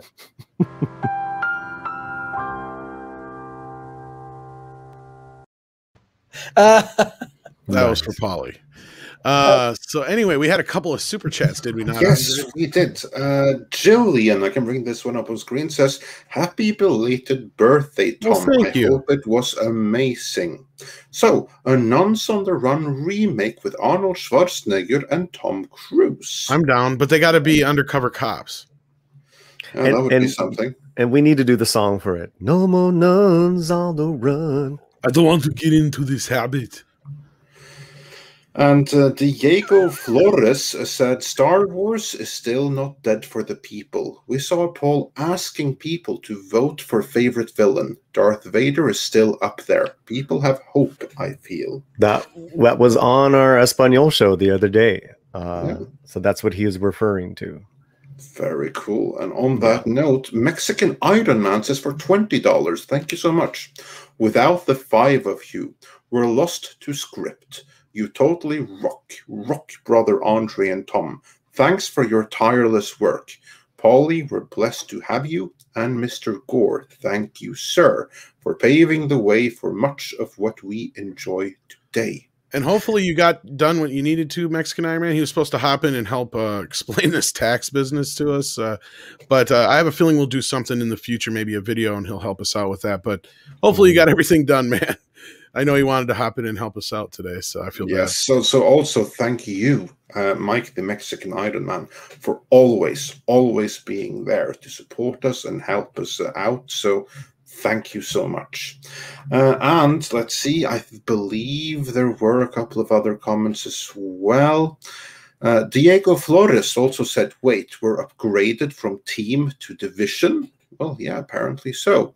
And my countryman Paulus Plain said, "Andre, my Norwegian father, pronounced the word debt the same way that you do. Love from Norway. Well, thank you. There's sometimes I want to correct Andre on those things, but it's just they're so him that I just leave them. Yeah, but like, why do you have to put in like those letters that aren't supposed to be? Because it's dumb. Yeah, it really is. But yeah. Oh, but anyway, let's see if we have any more there. At least Script liked that joke. Yeah. Well, I got it. The complimentary laugh. Yeah, with that, we are actually fully caught up. Sweet. Now, Chris, you sent me over a trailer here we're going to check out. You want to set it up a little bit before we do? Oh, God, I'm trying to think if there's anything objectionable in it. There isn't. Look. We're at the end of the show. I think we're okay. Okay. It's a sizzle reel that helped get interest enough in this documentary to get it going. It's a documentary about the rise and fall of indie film in the 90s and kind of how Film Threat has a parallel path. A lot of it is my story. And if you've never heard of what Film Threat is or kind of what it did, it'll give you some perspective on it. It's a sizzle reel. It's about 3 minutes. So I don't know, but I think it's like 225 or something like that. Okay, but it's unlisted. I'll send it to people. But yeah, this documentary, we're hoping it'll premiere at a film festival next year, and this will give you some insight into the doc. So this is technically a premiere almost, kind of. It's a minor premiere of the trailer for the documentary about Film Threat magazine in the 90s. So we got a treat for you guys. Here we go.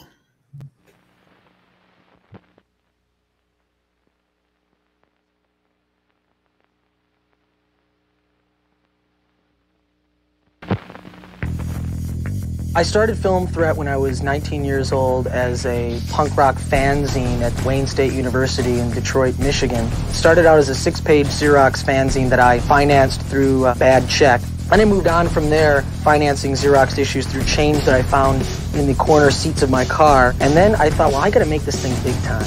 I have got to make this thing a big time, seriously taken magazine. So I went to Value Village and I bought for $5 a business suit and a briefcase. And I went into a printer and I said, net 30, right? And they're like, fine. So I walked out of there and did this to about 4 different printers in Detroit until the sheriff was going to take me in for fraud. I had to sell my entire record collection to pay off some of the printers, and I eventually found an investor who saw the humor and thought it would make a good investment, and here I am today.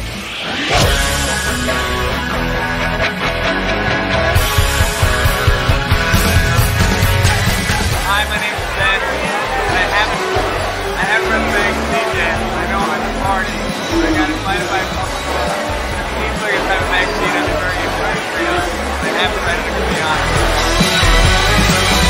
And a new movie magazine called Film Threat, Tales from the Casting Couch. The concept of Cecil B. Demented really came from what I read in Film Threat magazine. They had an article that their readers should go attack the readers of Premiere magazine. That kind of gave me the idea. And then a critic called me Cecil B. Demented, and it was a great compliment to me. And I tried to imagine if there really was a Cecil B. Demented, what he would be like and how crazy he would be. The media, in my opinion, approaches the same level of madness and avariciousness and evil that the actual killers themselves do.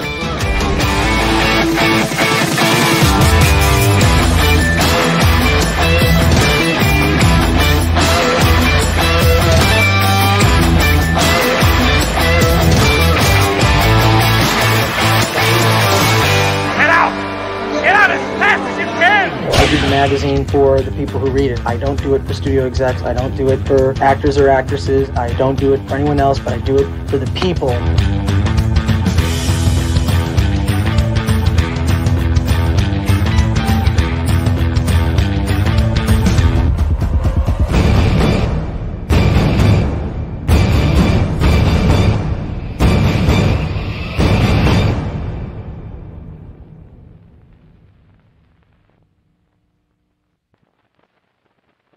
Wow, I want to see that now. Coming soon. Like how soon, Chris? Congratulations. Well, look, it's going to be interesting. Like I say, when this movie comes out, I'm 100% certain I'm going to get canceled because of it. Because there's just stuff. there's stuff in this doc that your jaw's going to hit the floor about things that we did at the time. And this is going to be a warts and all, telling of that story and kind of like what's happened to the industry. So it'll be interesting. It'll be interesting to see this doc. It's been, God, we've been working on it for like 10 years. So, on and off. So, but it'll be, I don't know. It'll be cool to see. I mean, we have a rough cut right now. We keep working on it and trying to make it better. So, it'll be next year. Next year, hopefully at a film festival, it'll premiere, and then you'll be able to get it hopefully end of 2022. So cool. Thanks. We'll try to keep you guys posted on that, and can't wait to hear more news on that. We got one new super chat that came in during the trailer. Straight White Mage sent in $5, says, these wounded franchises will be kept alive by fan fiction. I don't think you're wrong. And the fan films and other things that have been kind of, we just mentioned, what was it? Star Trek Continues. And, there was the recent Bucketheads that's kind of impressive for the most part. I mean, there's stuff that can be done. And I think the gates need to come down, though, for that. We've talked about that several times over, on different topics. But, yeah, there's ways to get in there. You got to find your audience, though. True. But sometimes a lot of these fan films, the better bit is when they just turn around and say, fuck it, we'll make our own thing. I've seen that a few times. I think even Robert is in part of a project that they're doing that now. It started as a fan film, and they decided to make it their own thing or something like that. So, yeah. Yeah, I wish Rob would do that. Like with the whole Axanar thing, like you're not going to own it. I think at a certain point you got to make your own thing and just be inspired and go do something different. Make your own Orville. Exactly. Yeah, the Orville's the best Star Trek is the Orville. It feels like the original Star Trek series, right? Or at least sort of an amalgam of Next Gen in the original series. I love it. The Orville's great. So. Yeah. So with that, though, we're crawling on 3.5 hours, and we did not expect you to be here this long, Chris, but we want to thank you for your time. It's always a blast when we get to talk to you. We want to have you back again soon. I'm really into Chris Recommends, so if you want to send me a video of a list of your recommended movies for the week, we can. Chris Recommends. Every week. Oh, yeah, awesome.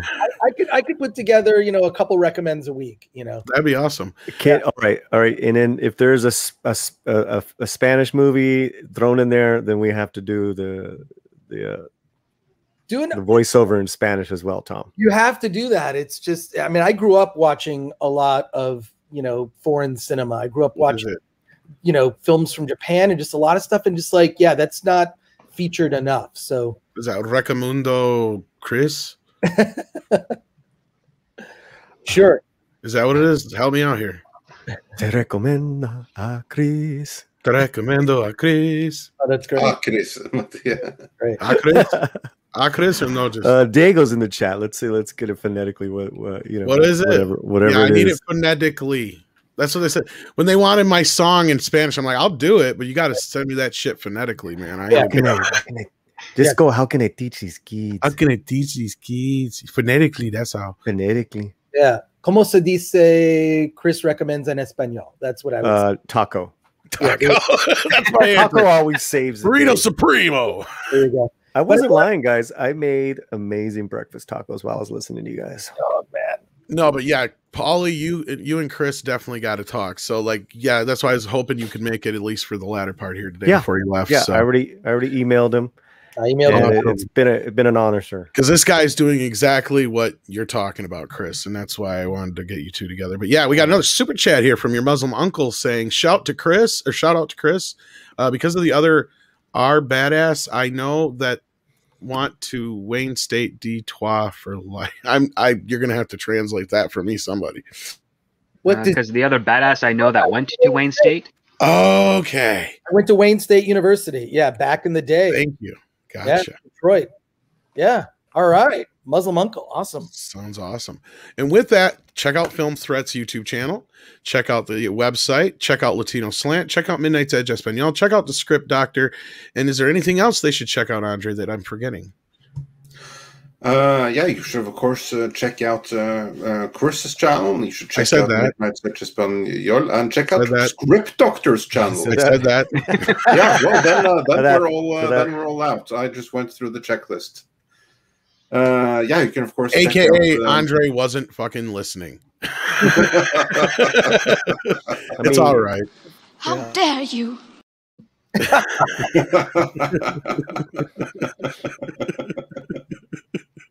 With that, I think everybody knows what it's time for.